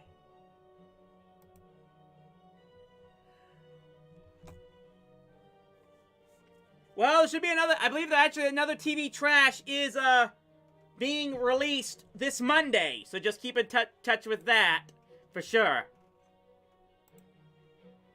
FFCH is the code. Okay.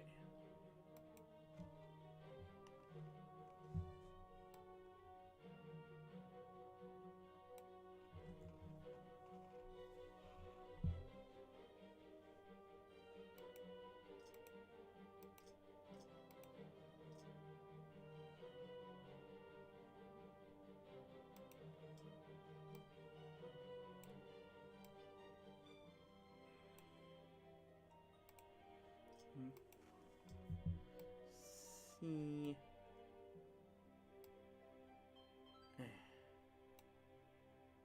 Three, four.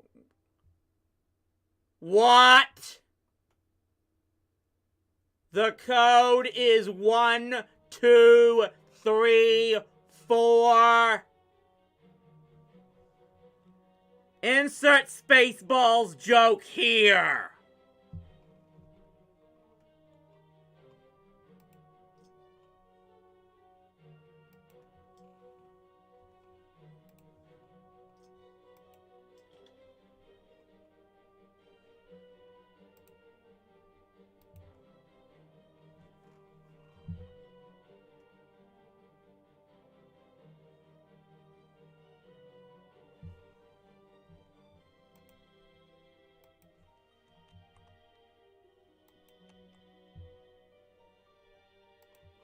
Got this. In the jar. Okay.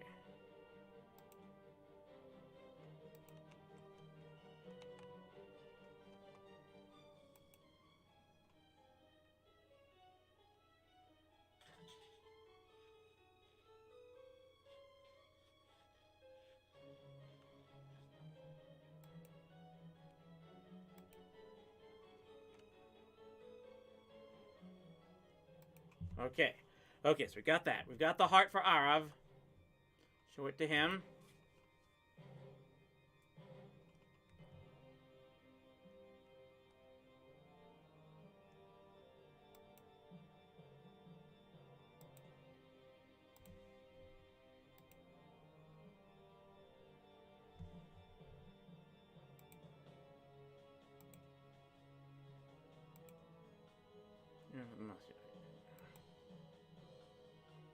Power. Fine. I'll grab the shield and return to you. Okay, so we have to go back to the museum now and get the shield.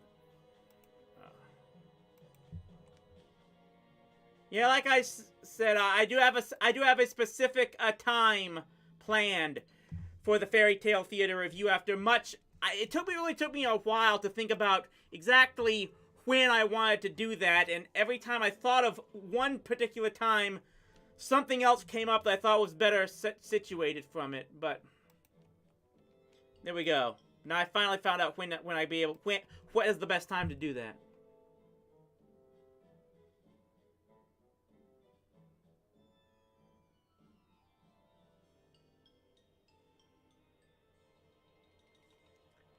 Okay, so I've got to press. Okay, so I've got to press the button.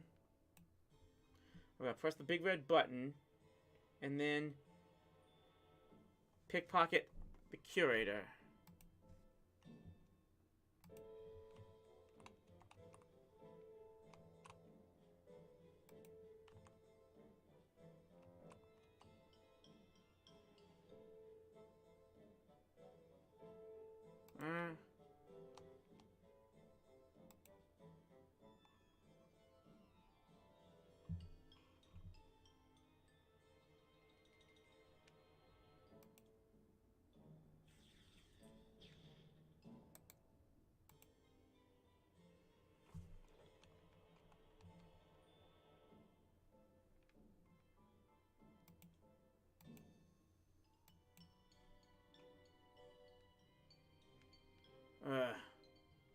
So I can't. Yes, you have to try it again. So when was it again? Where was I using?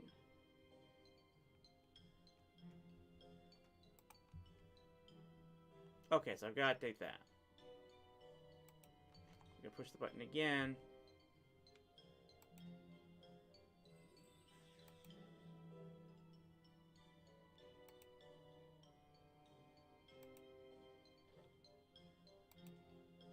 Okay, let's get this out of here. So we've got our shield.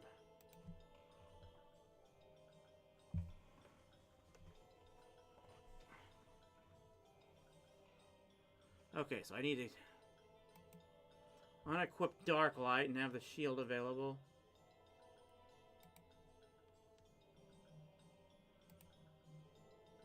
The Arbor, okay.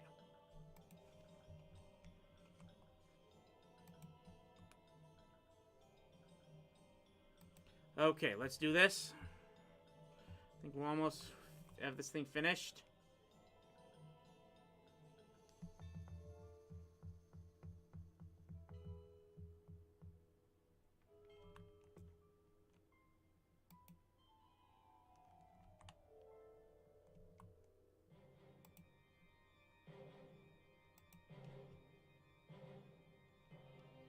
So we gotta do here.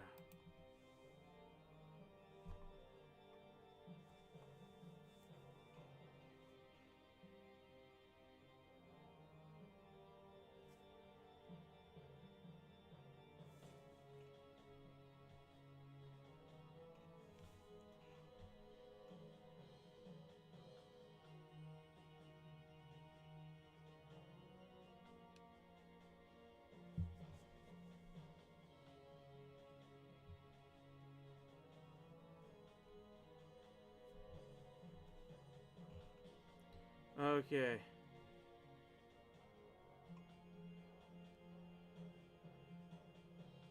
Oh.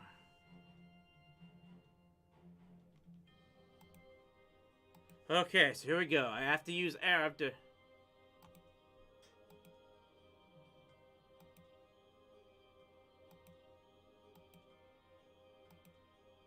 I understand.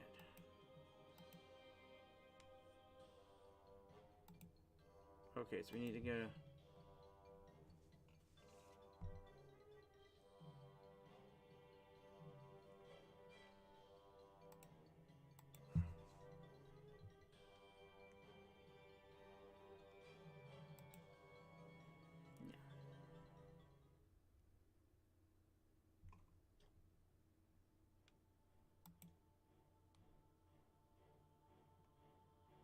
Here we go. You be the sub-boss, do I? Trying to hit the face. I only got Lagger yesterday.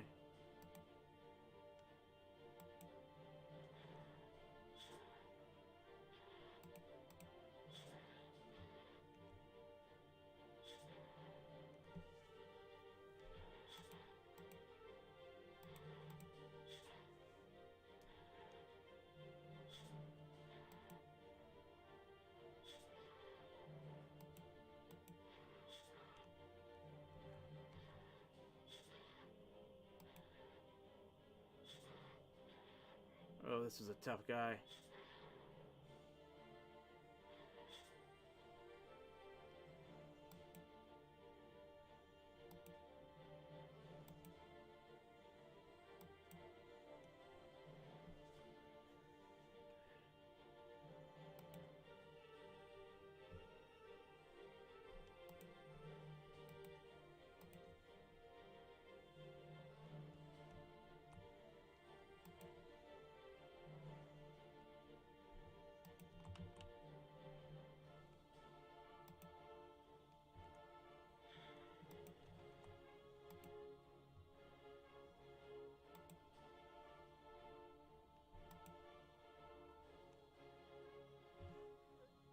East. Alright.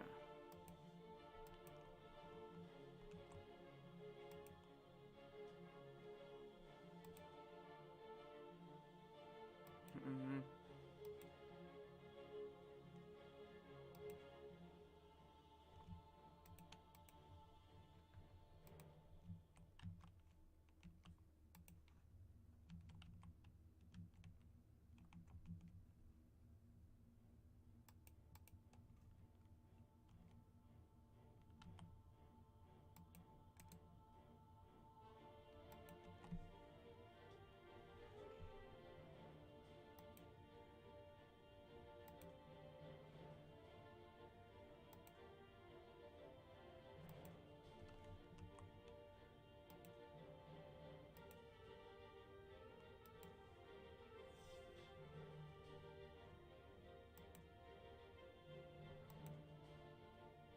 Alright, I've heard to a defender of Vara.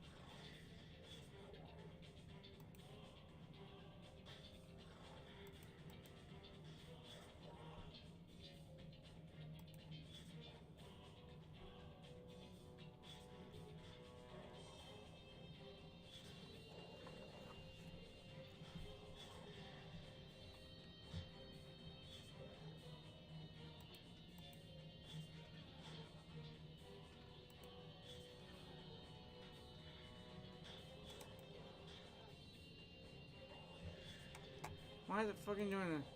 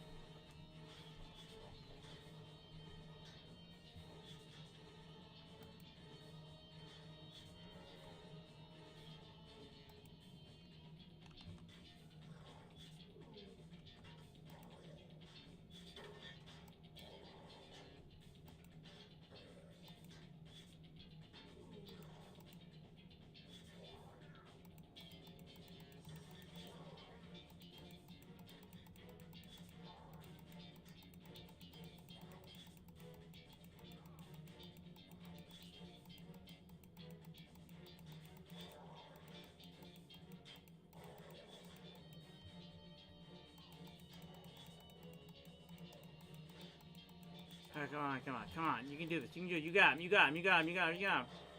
You got him!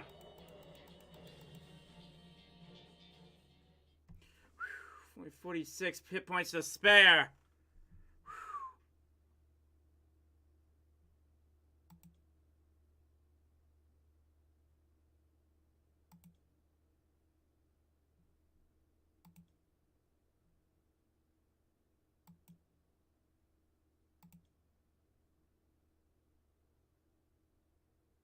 Here's everyone wants to each other.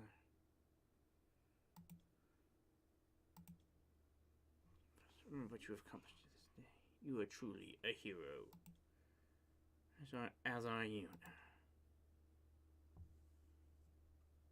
Rest easy, hero of Arak.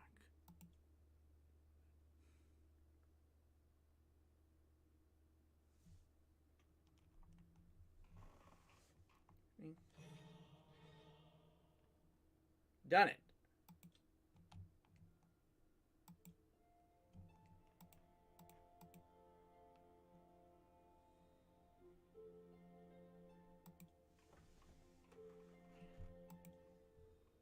Good thing, I mean,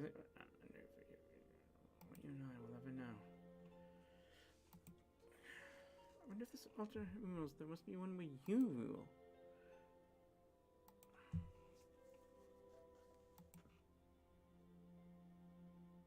Yeah, no.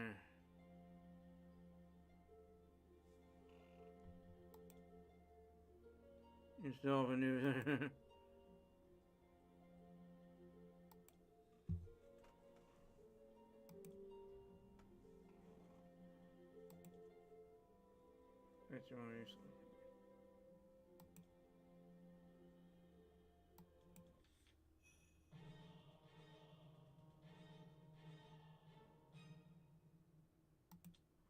And there we go. Okay. Clear this. Oh, I don't need magic XP. Farming XP is good.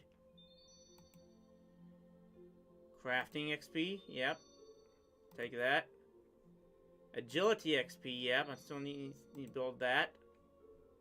Range, no. I've got that all. Thieving is good. I'll just do the Constitution and get that over with. So that gives me... Well, let's heal ourselves at the bank. You can see the red in there already.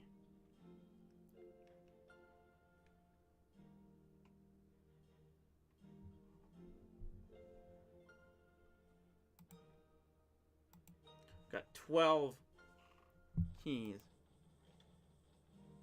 Protein knives, we'll bank those. Protein knives, bank those. Falling star, okay, we'll get that.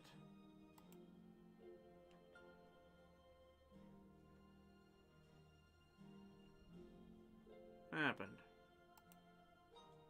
Let's try that again.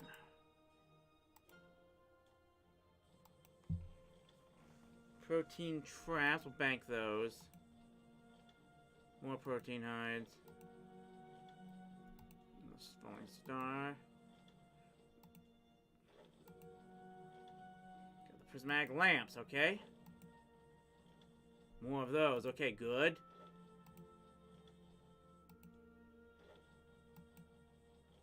Protein trap, we'll bank that. What we got left? Oh, more protein hides, but oh well. That will do, I suppose, for now. Rub these lamps to gain more archaeology experience. That got us into level 70. Okay, okay, that's good. Stormguard Citadel invitation. Into that. I think we'll close off from here for now. I'll figure out what to use the stars for later. But yeah, okay. We've clenched the Dimension of Disaster quest. That was a big one. I'm also still in the process of trying to complete, what was it? The Curse of the Black Stone quest. But unfortunately, I need to wait until I'm able to get more Death Touch darts in order to complete that one. Hopefully, I don't know if I'll finish that one with you guys, but we'll wait and see. But that, I think, is going to do it for us for tonight. Did a good run here. And, whew, what we have is, again, yes, tomorrow. Rowdy Live will be back tomorrow, starting at 8 p.m. Central Time. It will be, again, on, it'll be on Vimeo, broadcast via my Vimeo channel, but it will be available for streaming on rowdyc.com. So check that out. I think at least I've got the comment section for that stream embedded properly on rowdyc.com. I may get back onto here later, but only so to, again, try and get the see if I can get the chat embedded properly for YouTube onto the onto rowdyc.com. So I might try that later. So if I come back live, if I come back online later on, it's just for the technical things. So don't expect too much, guys. Maybe I'll chat with you as much as possible, but that'll be about it. But thanks for everyone who tuned in here. Like I said, we'll be back with Rowdy Live tomorrow on rowdyc.com. Until then, and until now.